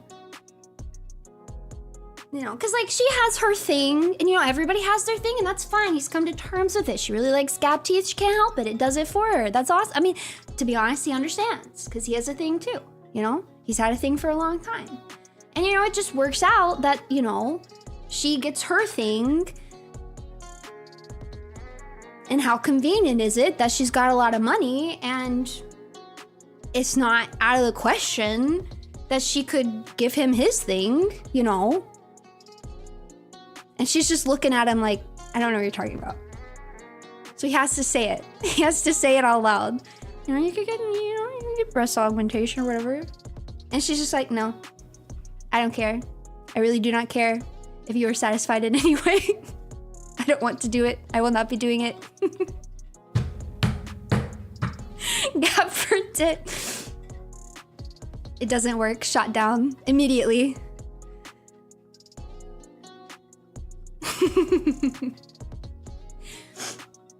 True love. It's true love.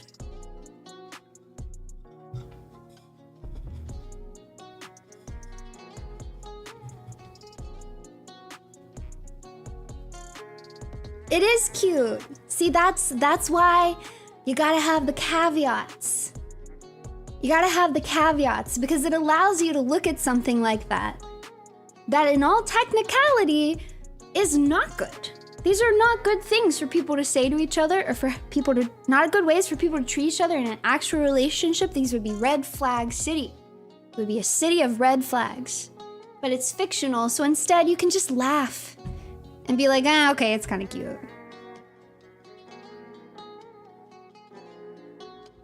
Not sure if it would apply, but if he fist his teeth, she'd try to open a new gap. No way, it would be really funny. It would be really funny if she was really good at telling like a natural gap from like like somebody injured their teeth or something. How often does that happen? Do people get gaps because they injured their teeth or something? I don't know if that actually happens in real life, but I think she should be able to spot it.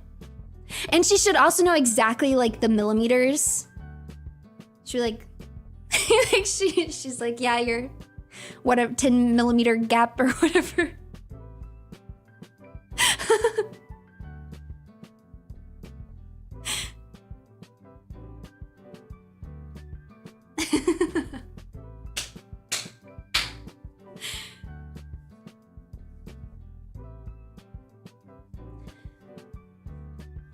My front tooth died from being hit in the face with the ball. Oh no, that was one of my biggest fears when I was playing softball, man. Because I did get hit in the face. I had close calls. Okay, but what's the origin of how she came to like the gap? Okay, yes, and it has to be something so stupid.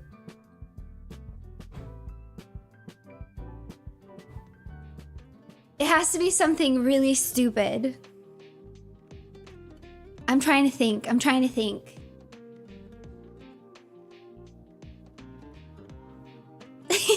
She does like SpongeBob.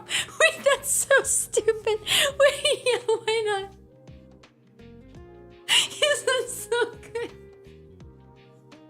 When she was a little girl, she really liked SpongeBob.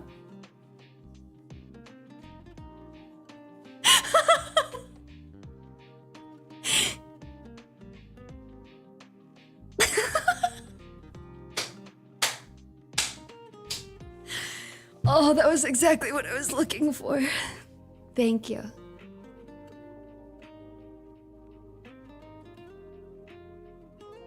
Gosh, there's just so many funny things you could do with that. Because they could go bowling one day. This is so stupid. They could go, this is so stupid. They could go bowling one night as a date, and she rolls the ball and it just takes out like the center pins, and then she stops and she looks at it and her face gets all red and flushed, and she's just standing there frozen, and he's like, are you okay?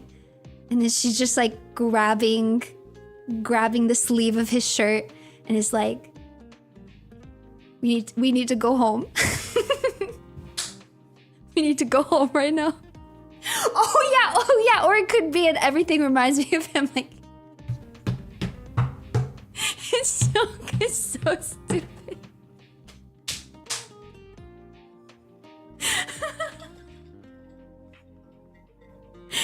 This sounds too real to not be a thing already, right? It would be so good. How did we accidentally come up with peak once again? Yeah, it's a new meaning to Gap Moe. That's what we could call it. That's the name, actually. You're onto something. The series is called Gap Moe. Please do. Please think about it for the rest of... Think about it so much that you create it so that I can read it, please.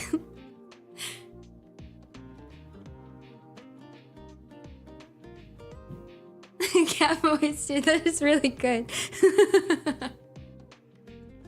It's so stupid.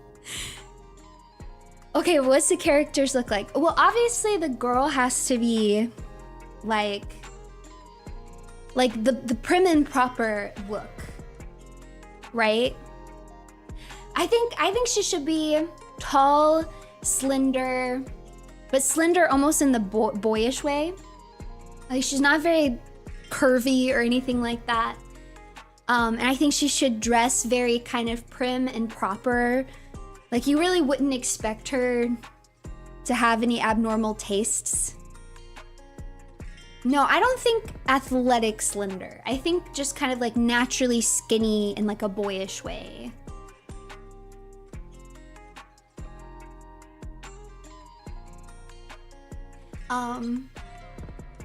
But very pretty. Very, very pretty. Yeah, maybe lithe is the way to say it. Very, very pretty. I would say not your classic Stacy, because she's like too rich for that.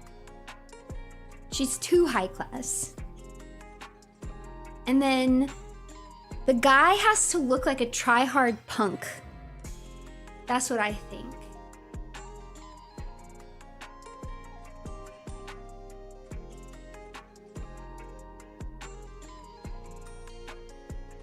Yeah. Yeah, greasy city kid with a shot of dweeb. Yeah, that's where the gap comes in.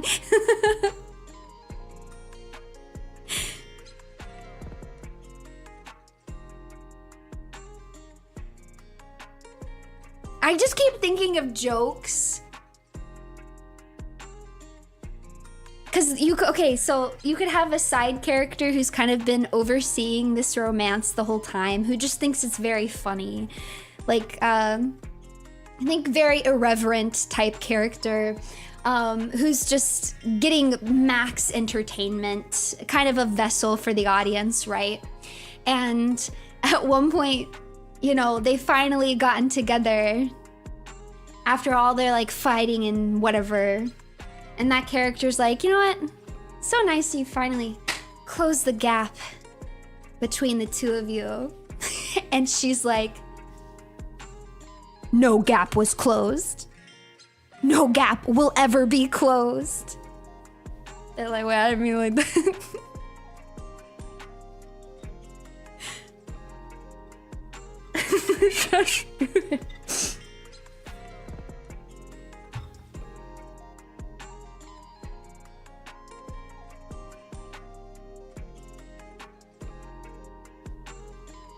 I'm glad you guys are seeing the vision now.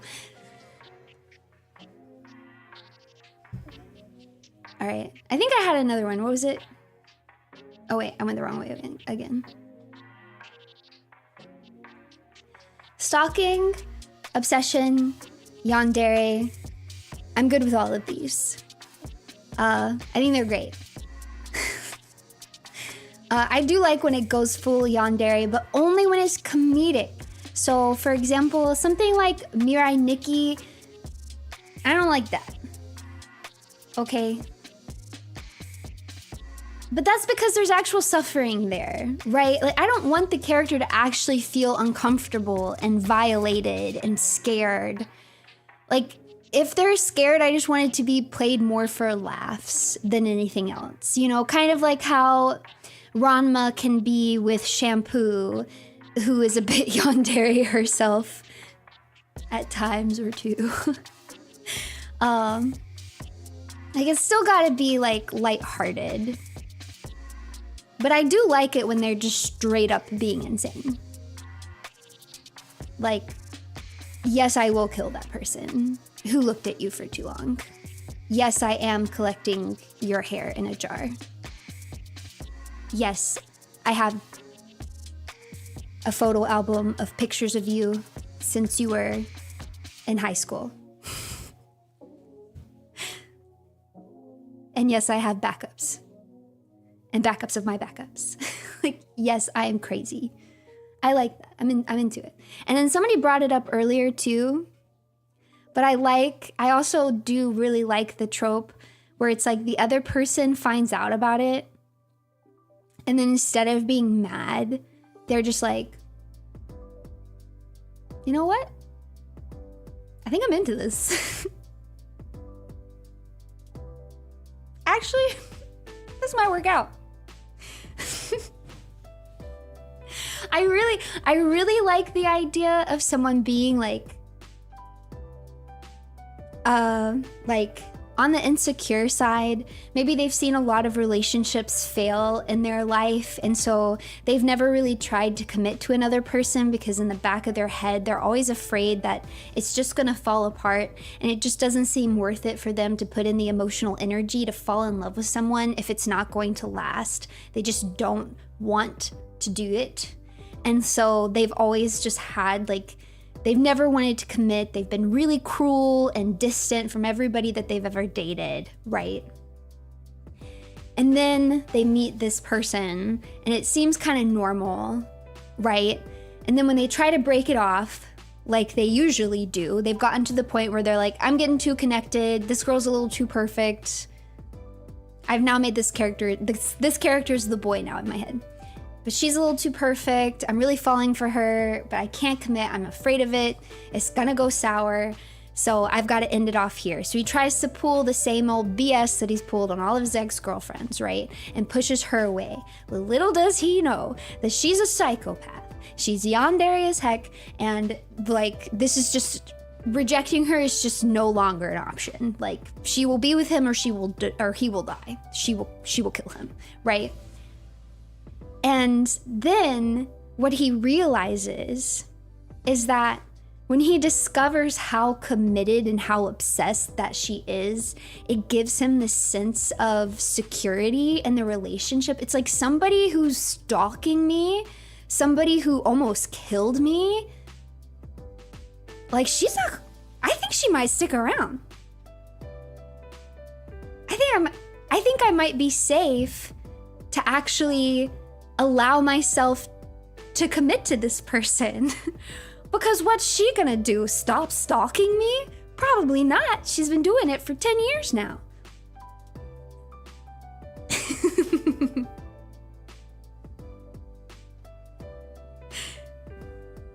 And so then they live happily ever after. And he just has to put up with her little quirks, you know? You know?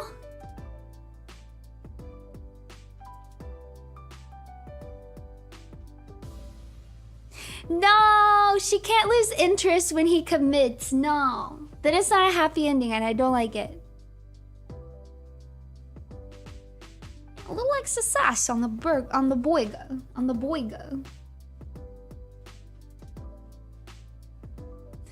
Yeah, he basically like can't speak to women anymore.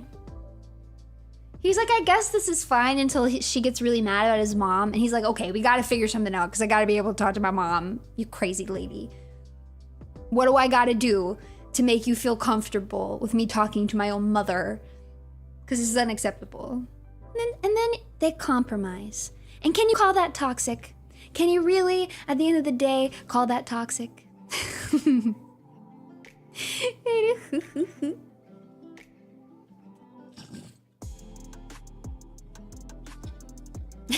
Yes.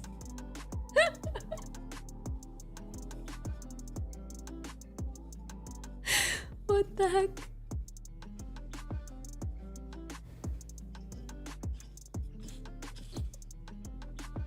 That would be the fears that she would get jealous if they had a daughter. But it's fiction, so we can just make it be however we want. We don't have to be realistic about it. Pfft. Realism? Pfft. Pfft. Yeah, we can just make it where, yeah, that's the one girl, that's fine. She sees it as an extension of herself. So when he's like a super good dad to their daughter, it feels like proof to her how much he loves her. So she's okay with it.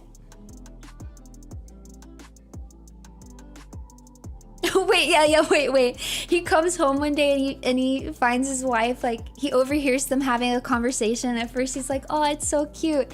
And the daughter's like, I think I have a crush. And the mom's like, oh my goodness, aren't you a little too young for that? And she's like, yeah, no, I'm not too young. And his name is Tommy, and I love him. And the mom's like, well, you know what you need to do if you really love him. And she's like, what, mommy? And then she starts to say something absolutely absurd. He's like busting into the room like, hey, did you know SpongeBob's on the TV? Like,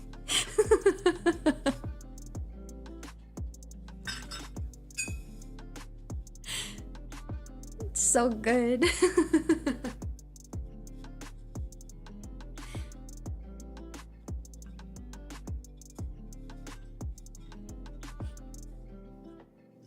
Just steal a lock of his hair. I know a spell. Okay, an extra layer there if she has magic powers. She's like secretly a witch or something. That kind of makes it better.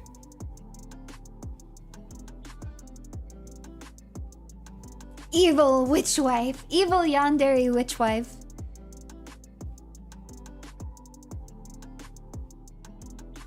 But yeah, I'm okay with all of this. But like I said, it's gotta be lighthearted. When the other person finds out that this bad stuff is happening, they can't react that seriously to it. They have to be extraordinarily chill. Or they have to have been doing something equally as horrible too. But it's never addressed in the show. She just has them, no questions. I love it. Yeah, why not? We don't need lore. Really? She's magic. Deal with it. Have you seen Don't Toy With Me, Miss Nagatoro? Great romance with a bratty girl who loves to pick on a wimpy nerd. That's what I'm talking about. This is perfect for a brat. This type of romance is so good for a brat. Right? I love when they're yandere but clumsy. For example, they're sitting on a tree waiting for a love rival to show with a water bucket, but ultimately fail because the branch they're sitting on is too weak to hold them. No! Oh my gosh, wait. Wow. This is not related to this, but I just thought of a comedy where the girl is like super yandere and she's in love with this guy. Let's make them office workers because it'll be cute. And so she's like, he's starting to like this other girl. So she's like, I have to do everything I can to tear them apart. And like, she attempts to do all of these really horrible things and like controlling things and manipulation, but she's really bad at it. She's really clumsy. So she keeps accidentally just like bringing them closer together. Like, for example, maybe she does try to like trip her so that she'll like, yeah, like land in like the dirt or something, walking to work somehow or whatever. But she ends up like messing it up, and then the guy just happens to like actually be there, and then he catches her, and now she's just facilitated him like catching the rival girl in his arms, and they're like sharing a moment. And she's like, no!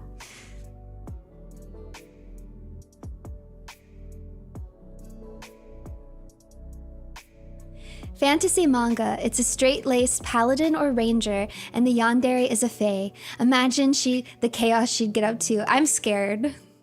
The minute I read yandere is a fae, I became very scared. That's a very dangerous yandere.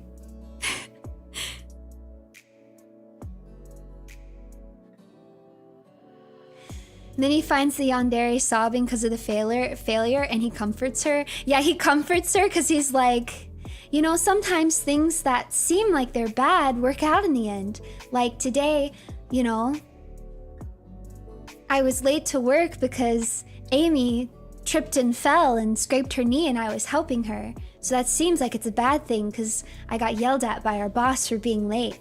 But then I also got to ask Amy out on a date. So there's always a silver lining. And she's just like, thanks, I'm gonna kill myself. He's like, what was that? She's like,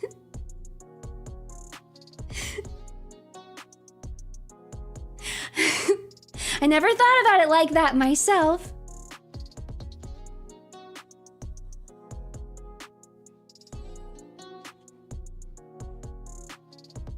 The silver lining is seeing Amy. No, I didn't mean that, Amy. I meant like A-M-Y. Sorry. I meant like A-M-Y, Amy, not our Amy. I didn't mean to drag her into this toxic love, okay? I would never do that without consent.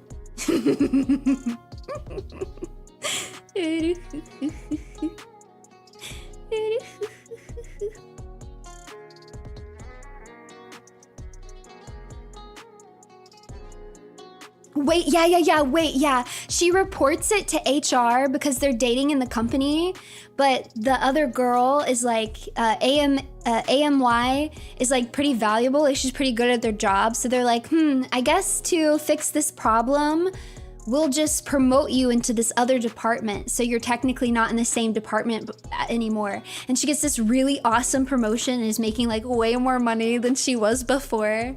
And she's like, oh my gosh, babe, let's celebrate going to the nicest restaurant in town. And the yandere girl's like, ah!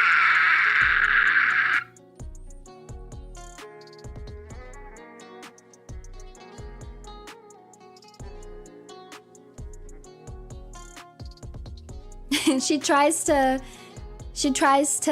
poison her lunch, but then she ends up giving her lunch to the guy. And then the guy just gets really sick, but it's the girl that gets to take care of him. And then they come back even closer than they ever were before because she spent the whole weekend nursing him back to health.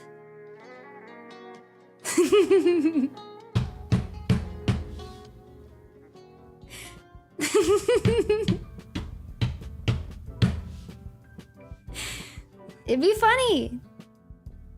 They gotta end up together somehow, though.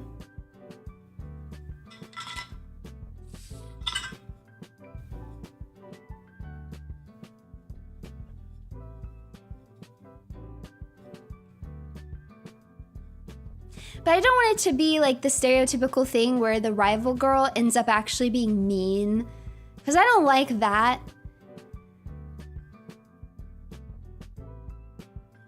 I think it would be better if it was something like... Maybe it's pretty obvious from the start that they don't actually have anything in common. So like when you do see them hanging out together, like maybe they have chemistry as far as like being perfectly what the other person expects a girlfriend or boyfriend should be.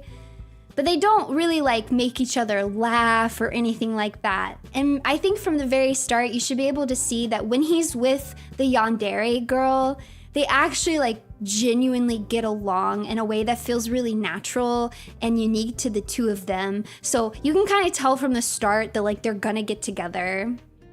What if the rival just randomly dies? No.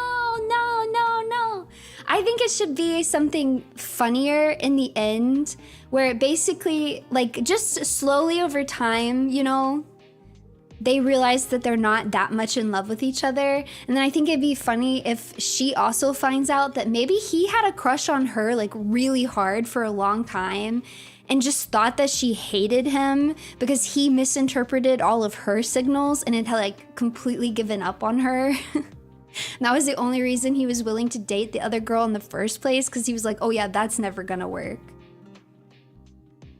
Maybe actually it's not even misinterpreting. Maybe it's because she liked him so much like right away, and maybe like the first week or second week that they ever knew each other, he like kind of tried to like say something, and she basically like shut him down because she was like really embarrassed, but then didn't even realize that like he took that to heart.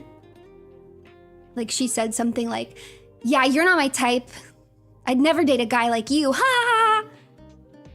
And it's been like 5 years, and like he took that to heart.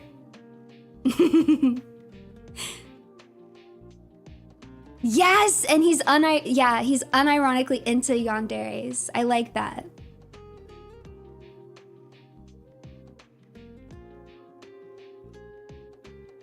Oh, it would be good too if at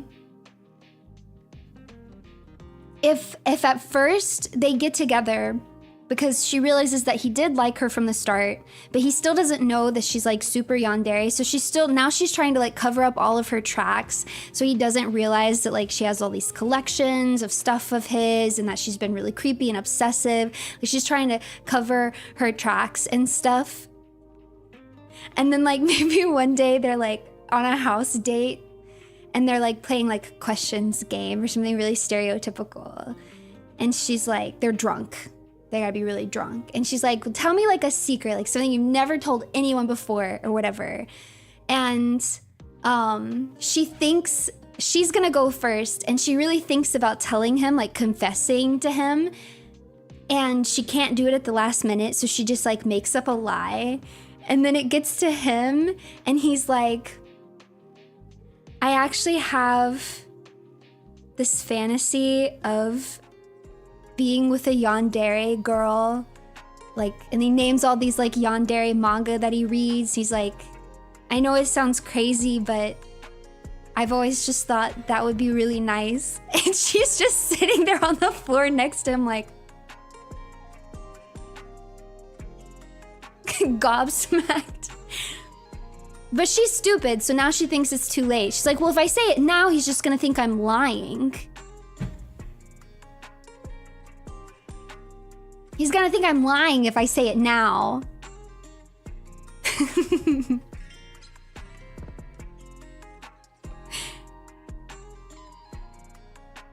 Maybe she's like finally gotten herself, cause maybe he's come over to her apartment and she finally like got up the nerve to like hide all of her evidence, like burn the evidence and get rid of like all of her creepy collections and stuff, as much as she didn't want to. But she finally did, because she's like, I'm doing it for him and he can't ever find out. Like I can't lose him. Like I really can't lose him. Like I have to get rid of it no matter how much it hurts.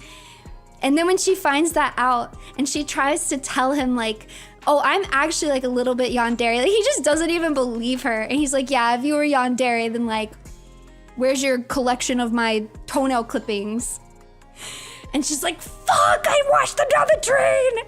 Ah! So stupid.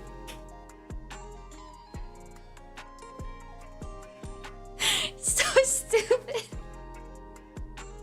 He's like, it's cute how you're trying to live up to my fantasy, but I don't want to put that on you. I think it's great how it is, and I'm perfectly happy. It's just a little fantasy, like, it doesn't have to be a thing. I'm sorry I even said anything. I don't want you to feel inadequate in any way. You're perfect.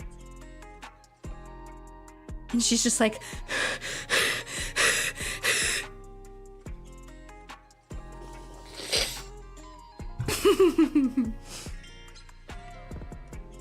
you perfectly solved the problem of keeping the series fun after they get together. Oh my gosh, thank you! I didn't even do it on purpose. I'm just over here cooking. I'm frying rice over here. Yeah, we get two seasons, and they're actually together in the second season. Yeah, she confesses everything and he just doesn't believe it. He doesn't believe any of it.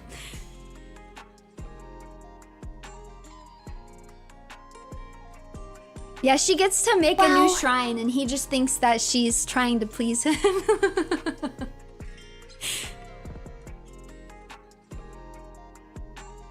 He's like talking to his buddies. He's like, man, I feel so bad.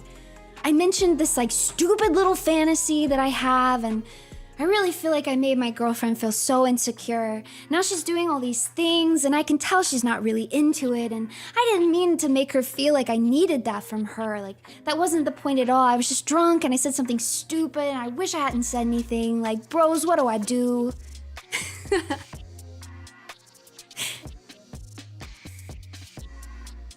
Yeah, then he starts being like condescending to her. Like, she does something, she's like, by the way, did you know I have your phone mirrored? And he's like, aw, that's so sweet. Oh, that's so creepy, babe. Oh, I'm so creeped out, babe. Did you really? You mirrored my phone? Wow.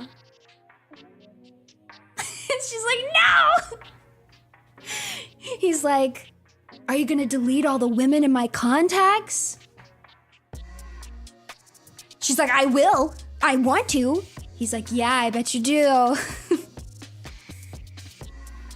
Patronizing my younger girlfriend.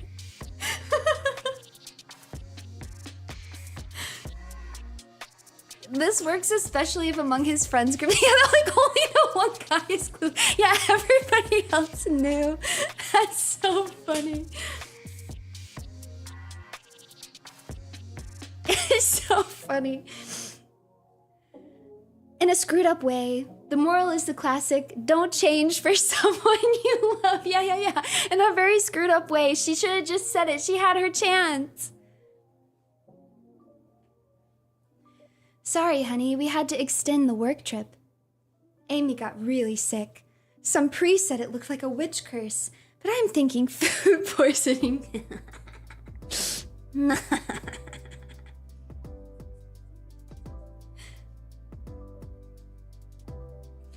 Yeah, he only actually starts to believe her by the end of it when he finds like the actual absurd old stuff, like copies of his school yearbooks he didn't have with the girls crossed out. Oh yeah, that could be nice. Or maybe maybe he finds like he goes home and he's like, she's meeting the parents for the first time, and his mom like brings out the photo album. And that's when he finally notices that she's like creepily in the background of a bunch of his pictures from high school. Like she snuck into his high school prom and everything. Like he starts spotting her and all of these photos and realizes that she really has been following him like all this time.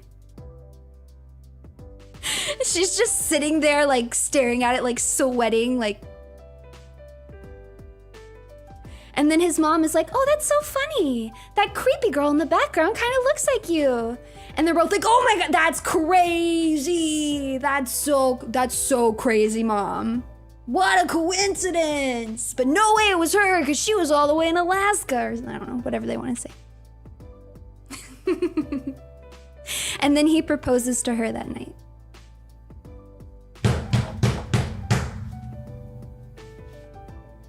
It's good.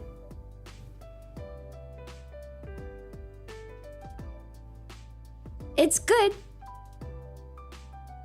Because then also she has that moment, you know, he proposes to her, you know, but she also knows that he already had that ring. He already had the ring.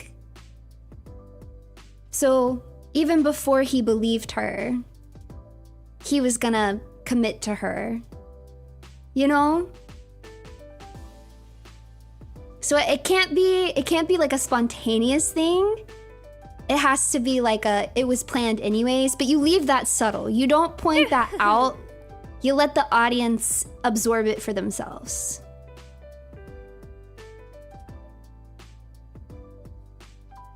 As if he could use a credit card without her knowing.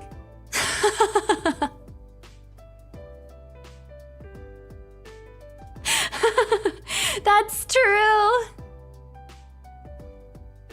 RUNIE and Table-kun, a toxic love. I don't know what you're talking about. Table? That's a new one. First it was Desk-kun, now it's Table-kun? I don't know any of these kuns, okay? Wow. And my relationship with them, if I did know them, certainly wouldn't be toxic. You're crazy for that. You have a talent for generating these outlines. Thank you. Now, if only I had a talent for actually fleshing anything else. I'm just an idea. I'm an ideas girl. I can't flesh it out. That's where I don't have the talent. Blink twice if you need help. Aww.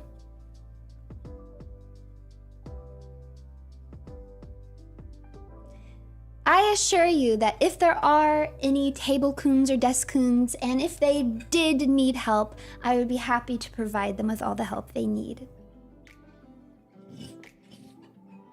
It's not necessary for outside forces to intervene. I've got it all taken care of. I'm gonna rewatch this and write notes down. RUNIE, you cooked. Thank you! This has been fun. I think I still have another one. Forbidden! It's hidden. Bidden romance. Bidden romance. I like a forbidden romance too. Yeah. Wow. These caveats all look, dare I say, unhealthy. You're about to look unhealthy when I'm done with you, okay?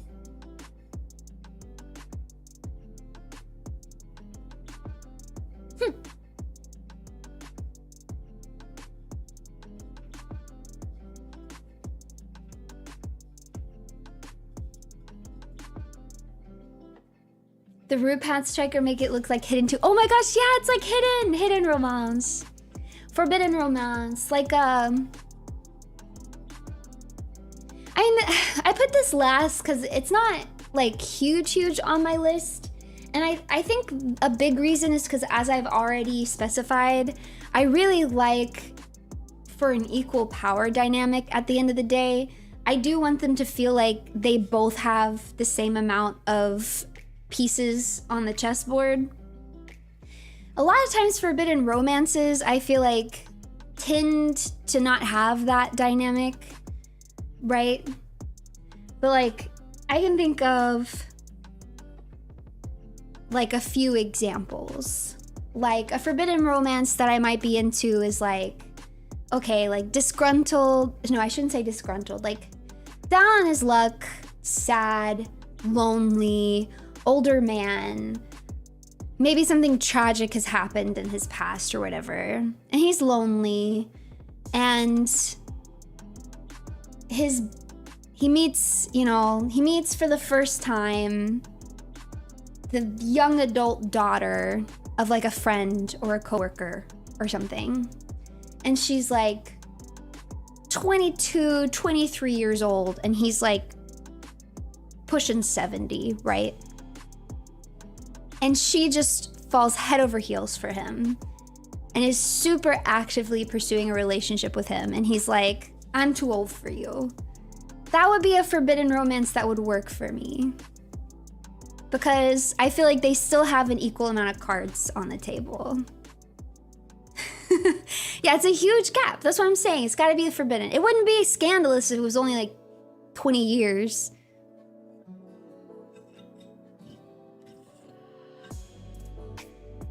He has to be like insanely buff or hot, or it's not believable, or she has to have a kink. Either way.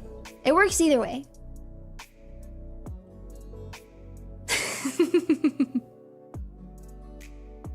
He has 5 years top. Shut up. But like, if it was done right, if it was played well, I think I could like that. Or like a doctor-patient thing. Or maybe like a patient falls in love with like her psychiatrist or something. Wow, I could get into that. Dang, the Leonardo DiCaprio situation after he fell off as well. No.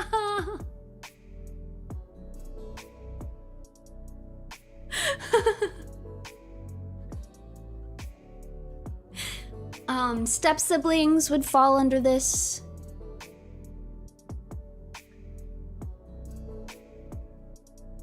I think incest in general would fall under this, though personally that's not my thing.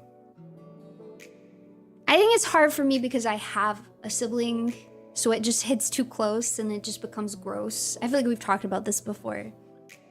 It doesn't like bother me, like I don't think it's like, you shouldn't like that. Could not care less if you're into it. Thumbs up, you do you, it's fiction. Who cares? But like for me, it would hit too, like for me, that's like one of the most disgusting things I could ever think of. Like viscerally disgusting, would jump off a bridge first type thing. So like, I can't get into it. Maybe if it was, maybe if it wasn't straight. I don't know. Cousin would probably pass. Maybe, I don't know though. Ugh, I got cousins too, and that's also gross. I don't know. I don't know.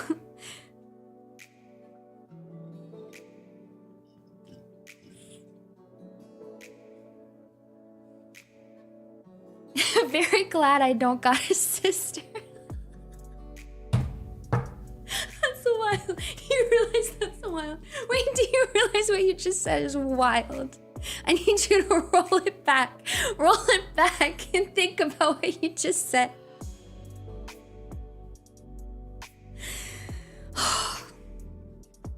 Thank God I don't have a sister, man.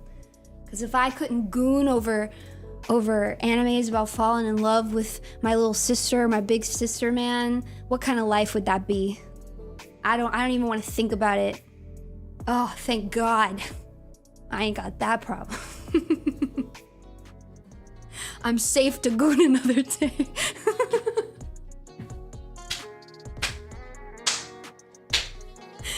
Incredible.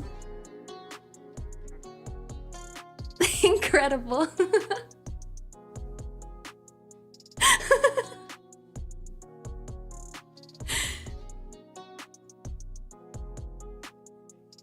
But yeah, so forbidden romance can definitely fall under this for me as well. As long as the power dynamic is still balanced, you know?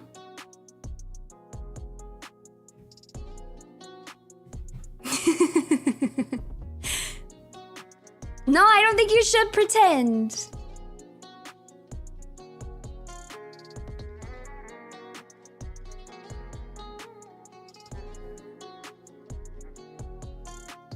It's not her and the dojins. Yeah, I guess it depends on how much you could separate it. Yeah.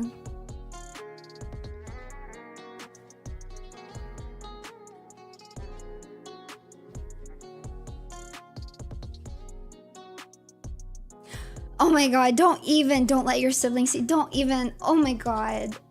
I would actually jump off a bridge. I would jump off a bridge. It would not be worth existing in this world. It would just not be worth it.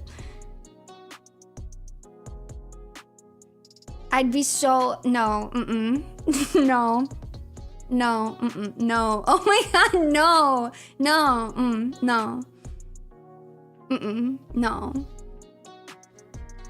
no. No. No.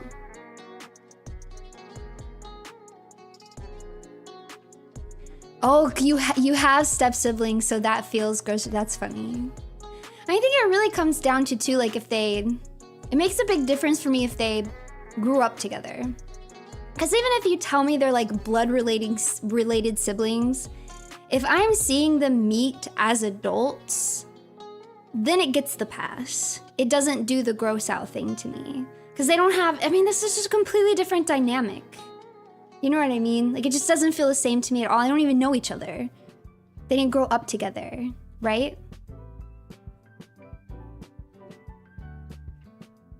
You don't ship Edelgard and Dimitri from Three Houses? No.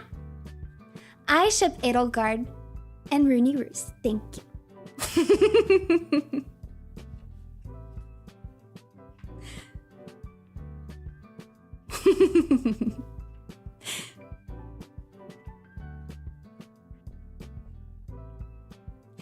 Yeah, just biologically. But then I guess, like, I mean, what do you do? Lots of people whose genes shouldn't mix, you know? You can't tell them all not to do it.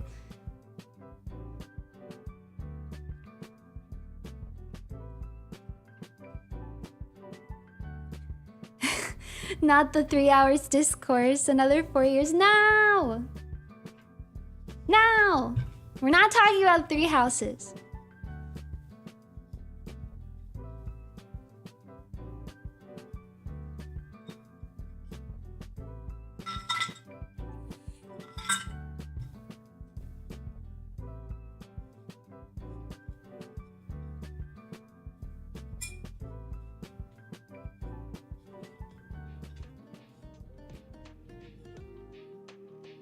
But that's why it's like, what can you really say? You know? I guess if they're like consenting adults, even in real life, I mean, you're adults, whatever, do what you want, you know? People pass down diseases to their kids all the time, you know? Go for it, I guess. But not okay if they're blood related, and they grew up together. That's when, I'm not saying it's not okay, full stop in general. I'm just saying it gets to the point where I can't enjoy it. Yeah, I think it is illegal, but I think it's kind of muddy, right?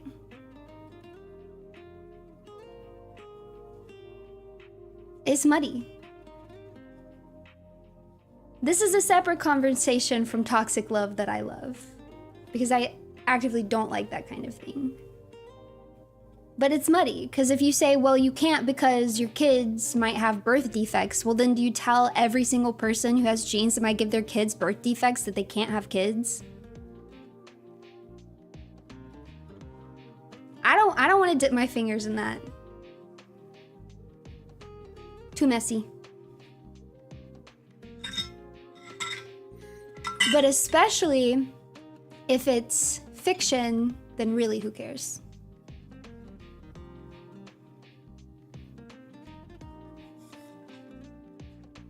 Growing together kills the love. I know my sisters too well. I do think there's something about growing up together that just... And it's different than being like childhood friends. It's different when you live in the house as a family unit together. It's different.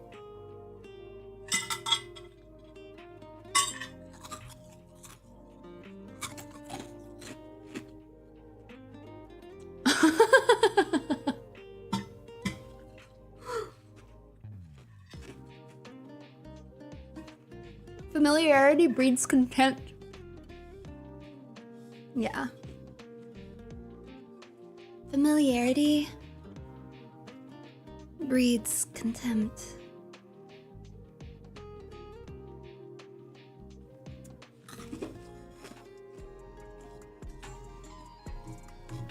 Yeah. The best friend that lives next door is so different.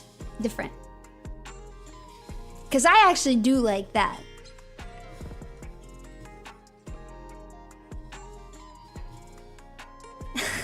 Okay, you guys are getting too crazy up in here. I got to the last bullet point. We gotta wrap things up.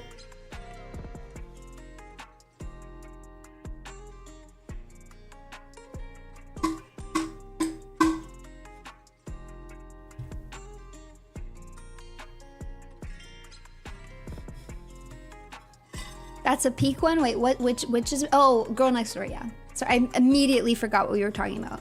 I'm distracted because I'm trying to get the ice out of the bottom of my water bottle. You just shipped a 70-year-old and a 22-year-old. What are you talking about? What do you mean? What am I talking about?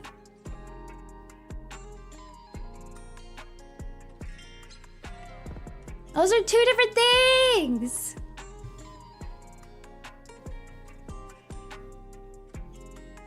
It's forbidden.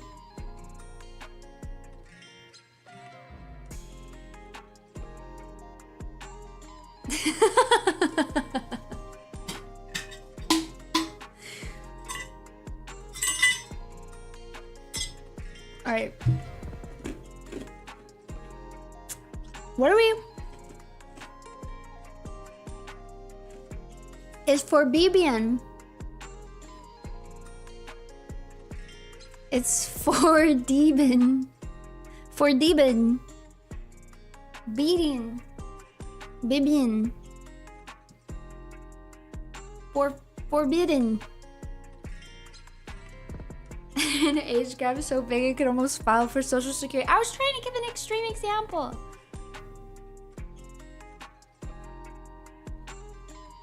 Or there'll be a follow-up stream with the other face girls. They might make you look normal. You know, that's not a terrible idea. I wonder what kind of romances we could cook up together. Cause just me and you guys, I feel like we came up with two, not just one, but two really solid story plots that could be made into something very fun. But see, the problem is I think it's my caveats that are gonna come into the problem, because I think some of the other girls in Face Connect do not have the caveats. I think a lot of the other girls would go full in on like the sad, anguish, despair, like want to see them hurt and tortured and miserable. And then yeah, I'm gonna look really normal. I'm gonna look normal because I'm gonna be like, sad. No. It's too sad. No. No. Cause at the end of the day, I'm not an angsty girl. I just want to laugh. Same. I just want to laugh, man.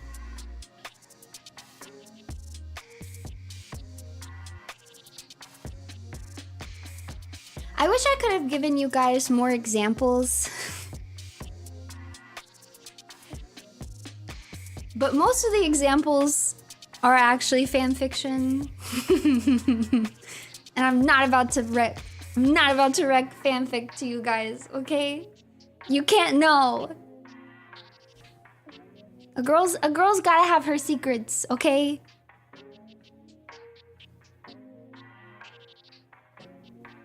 Deal with it.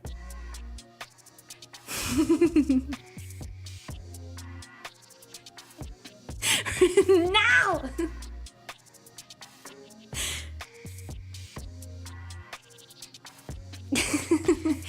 You guys want the buggy crocodile.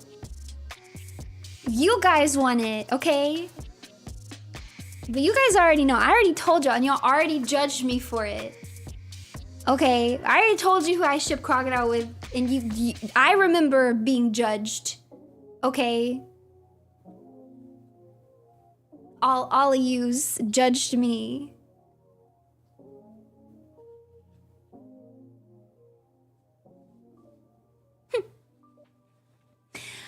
Zorona does fall into the toxic love trope for me.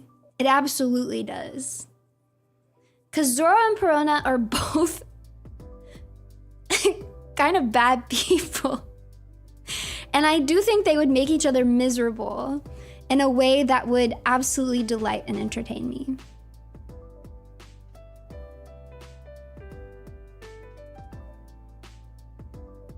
Now you believe it all? No, but it was when I said that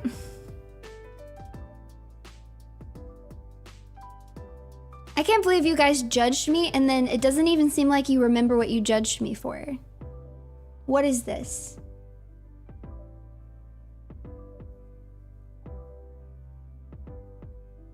Only I remember?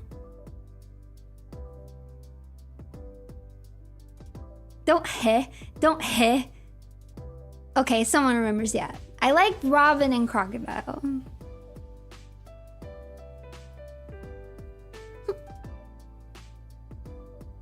But Buggy and Femme Crocodile also goes really hard.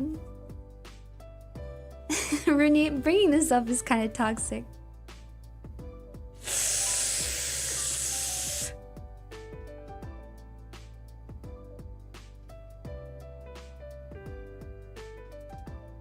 You can't get to me, I'm zen. It's a major power imbalance though. No, it's not though. No, it's not. If it's done correctly, it's not. This is how you fix it, okay? This is how you fix it. Is Crocodile is the one starting to get the feelings, even though he's the one that was so adamant in the start that this was just like a fling that means nothing to either of them. And Robin has to be the one that's like, okay, it's a fling and it doesn't mean anything to either of us, and not catching feelings. Now it's even.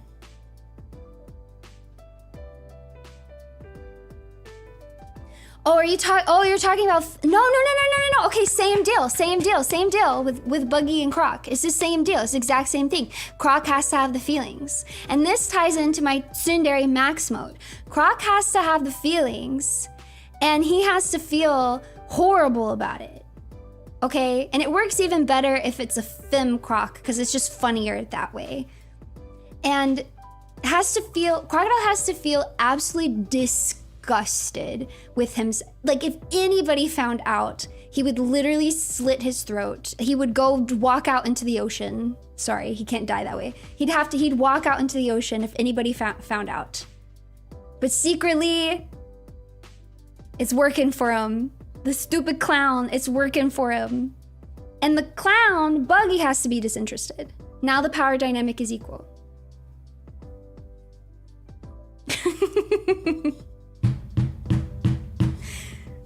Do you see? Do you see the vision? I like Mihawk and Perona too. I like it. Y'all, I feel like y'all judge me for that too, and I don't even care. I like it.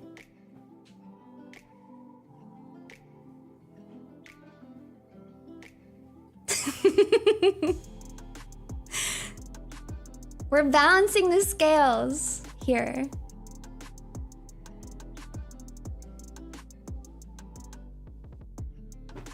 I can see Mihawk and Perona being more fatherly as well. I like both interpretations of the relationship. Both are good to me.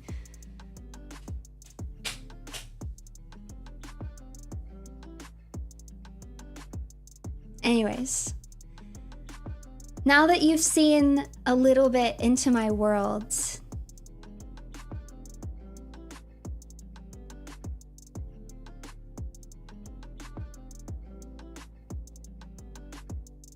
oh wait, okay, no, it's funny that you bring up the Mihawk thing, because I actually had a thought when I was putting this together too, about like the physical violence. Okay, because I also think it'd be a really cute plot point if Perona and Zoro, they're dating, right?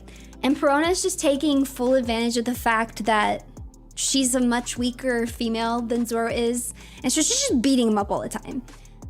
Like, he ticks her off and she just beats the heck out of him. And he's really started to have enough of it. So one day he gets really mad and he like does something so innocent, like pinches her nose or something that in no way, shape, or form actually hurts her, right?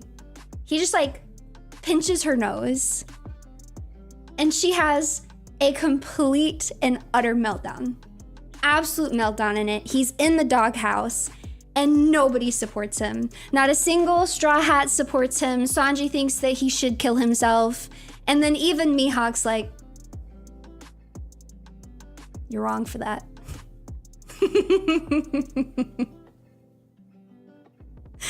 So then he has to apologize like a dog, because that's what she demands.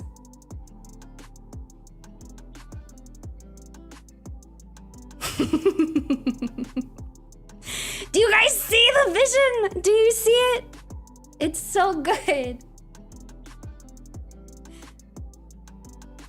And see, that's where Perona can be super toxic girlfriend, because she can use Sanji to piss Zoro off too.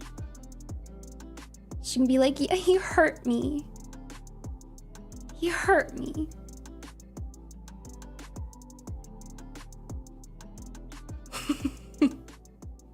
RUNIE self-inserting as Perona. Maybe a little bit.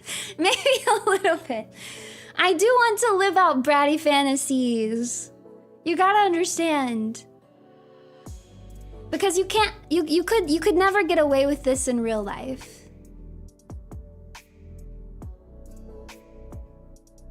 Right? You can't get away with it. So it's nice to read in a fiction a girl just being absolutely selfish and horrible and still getting everything she wants. It's a fantasy.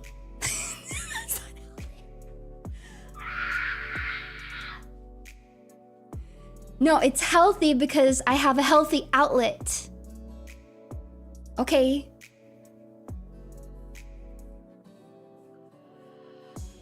Yeah, I could never get away with it. Exactly. I could never get away with it. Yeah, you guys better be glad, okay? You better. It's like so lovely, but friction. No, I can't. No, it's not true. It's kind of like that, but it's much cuter and more innocent. You see. But it's appealing. It's endearing, you see.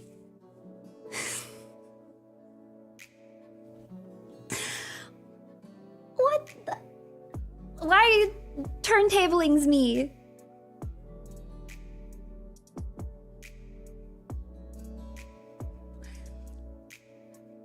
don't want to be mommy, I am mommy. Two different things. And also, can a girl want both?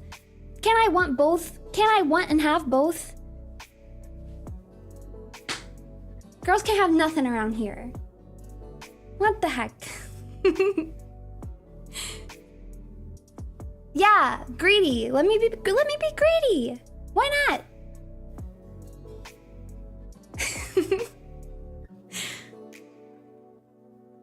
God forbid women have dreams. Bratty mom is a pretty rare and interesting type. See? See? Greedy girl, yokubari. All I'm going to say is that streams like this are absolutely peak, and this is the content I keep coming back for. You're such a dork. No! I'm glad you guys had fun. I think it's time. It's time for me to go. I'm afraid to stay on any longer. What other revelations are you guys going to shock me with? Bratty older woman love. Ah. Thank you. Not that I'm a brat. Not really, not really. Because I have my outlets, right? And so you guys just get, wow, the sweet RUNIE, the very sweet RUNIE that you can trust, right? I give you my approval pass on your toxic takes. Thank you.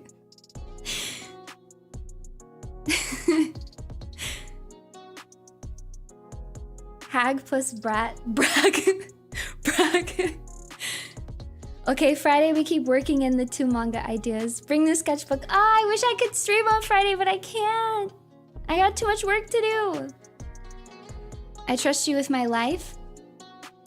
You won't regret it. You won't. You really won't regret it. You won't. I won't make you regret it.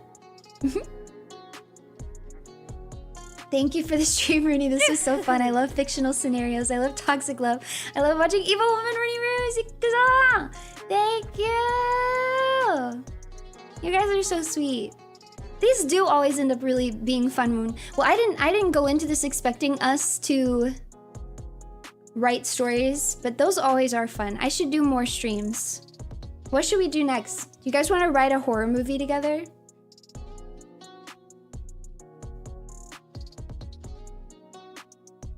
Yes? Alright, let's do it. Start thinking of really scary things. I already have an idea. Wow. Between this and worst shonen ever, how do you manage to keep coming up with such peak ideas? Evil woman. Well, I'm working off of you guys. You guys are a great sounding board. I mean, most of the ideas are technically y'all's, and I just like repackaged them in my brain. And now they're mine. Ha! Wow.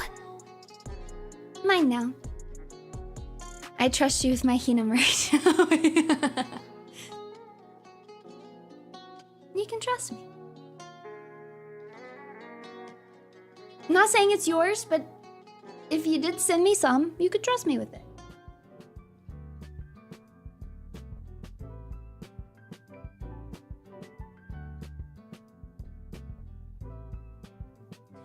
My first concept for a horror idea is that chatting something mean-spirited to your Oshi on a lark and they read it despite the chat moving fast and become sad. No, that really would be terrible.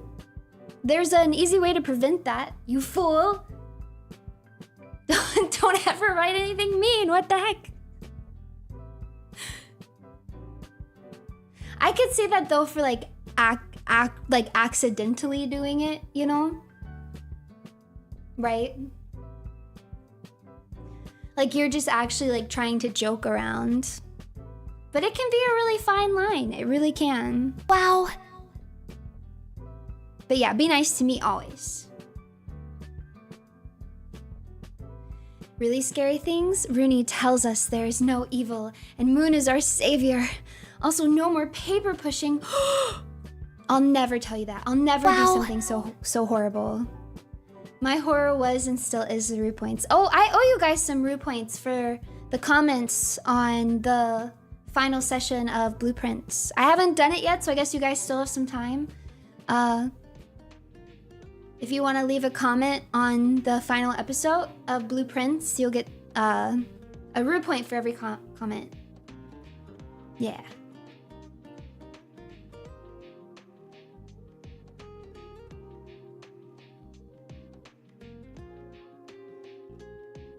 Isn't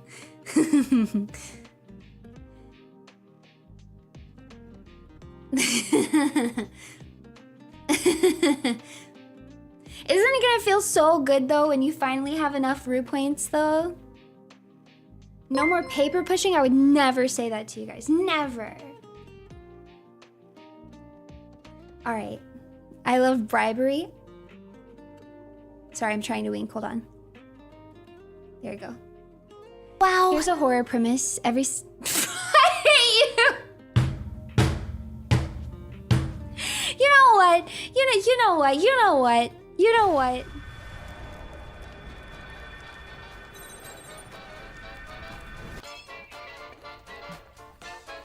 Look at all these things you can't afford, you fools. Do you feel broke? Do you feel helpless? Do you feel in over your head in debt? Do you see no end to the dark tunnel of doom before you? Do you see the face of a smug shopkeeper who thinks it's hilariously lame that you're too broke to buy even her cheapest potting soil? Is she laughing at you?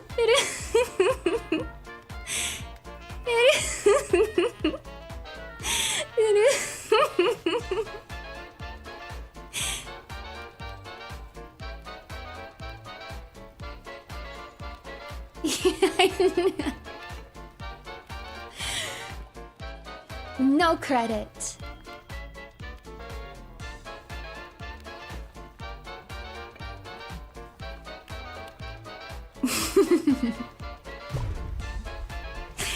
All right.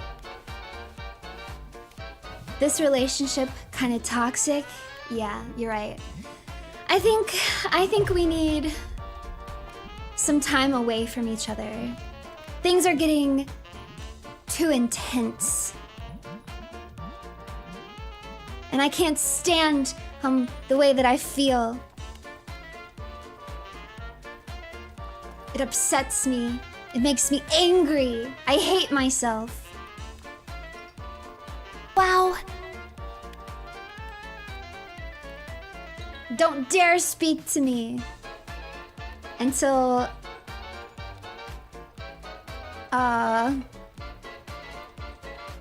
wait, what day? Tomorrow. Don't dare speak to me until I put up a pre-recorded video tomorrow. Or until Thursday, where I'll be streaming Resident Evil. Wow. I would like your strongest potion, potion seller. My potions are too expensive for you, traveler. You simply can't afford my potions.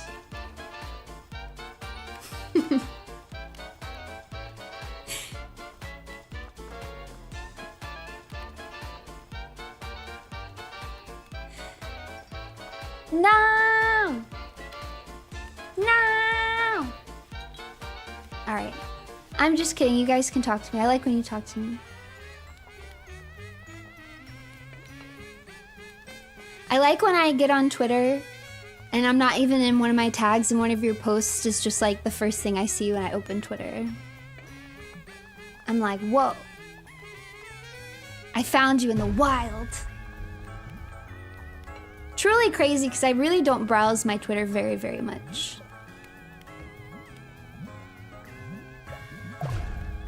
I'll do better next time not to speak. No! Talk to me! You just realized the crown was gone? Yeah. You don't even pay attention to me. What do I put in all this effort for? I put on eyeliner. I put on lipstick.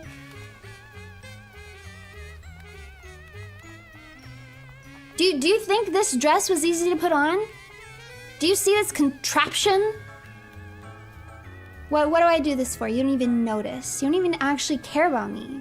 You know, if you actually liked me, if you actually enjoyed my streams, you would notice things like when I was wearing my crown or not. You would notice things like if a little tiny part of my earrings that's usually hidden behind my hair was here or not. But we already know. I already know that you don't notice things like that.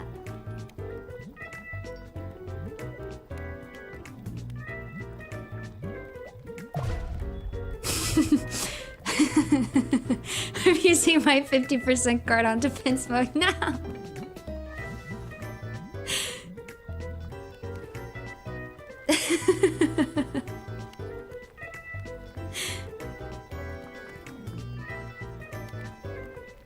Horror. The ghost of things you ate. Spooky. I see what you're trying to do. I see what you're trying to do. All right, I gotta wrap it up. I gotta wrap it up. All right. In all seriousness, I had a lot of fun today. Thank you guys so much for playing along with me. And even if you have different tastes to me in fiction, thank you guys for not being mean about it. At least that I saw. Either thank you for not being mean about it or thank you to my mod for deleting it, whichever is the case.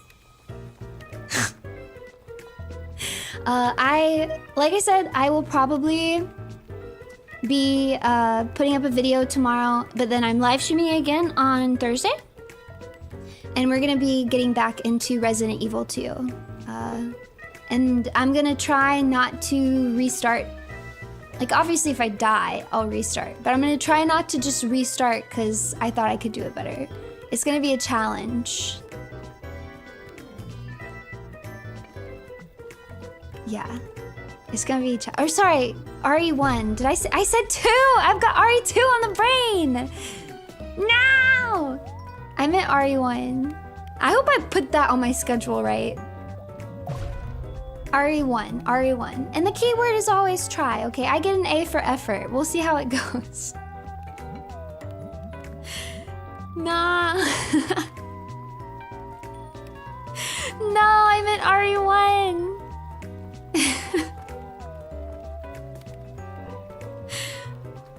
All right. It's bittersweet and very toxic. But I must say farewell. Give glory to the runes, for my love and affection is forever with you. Bye-bye.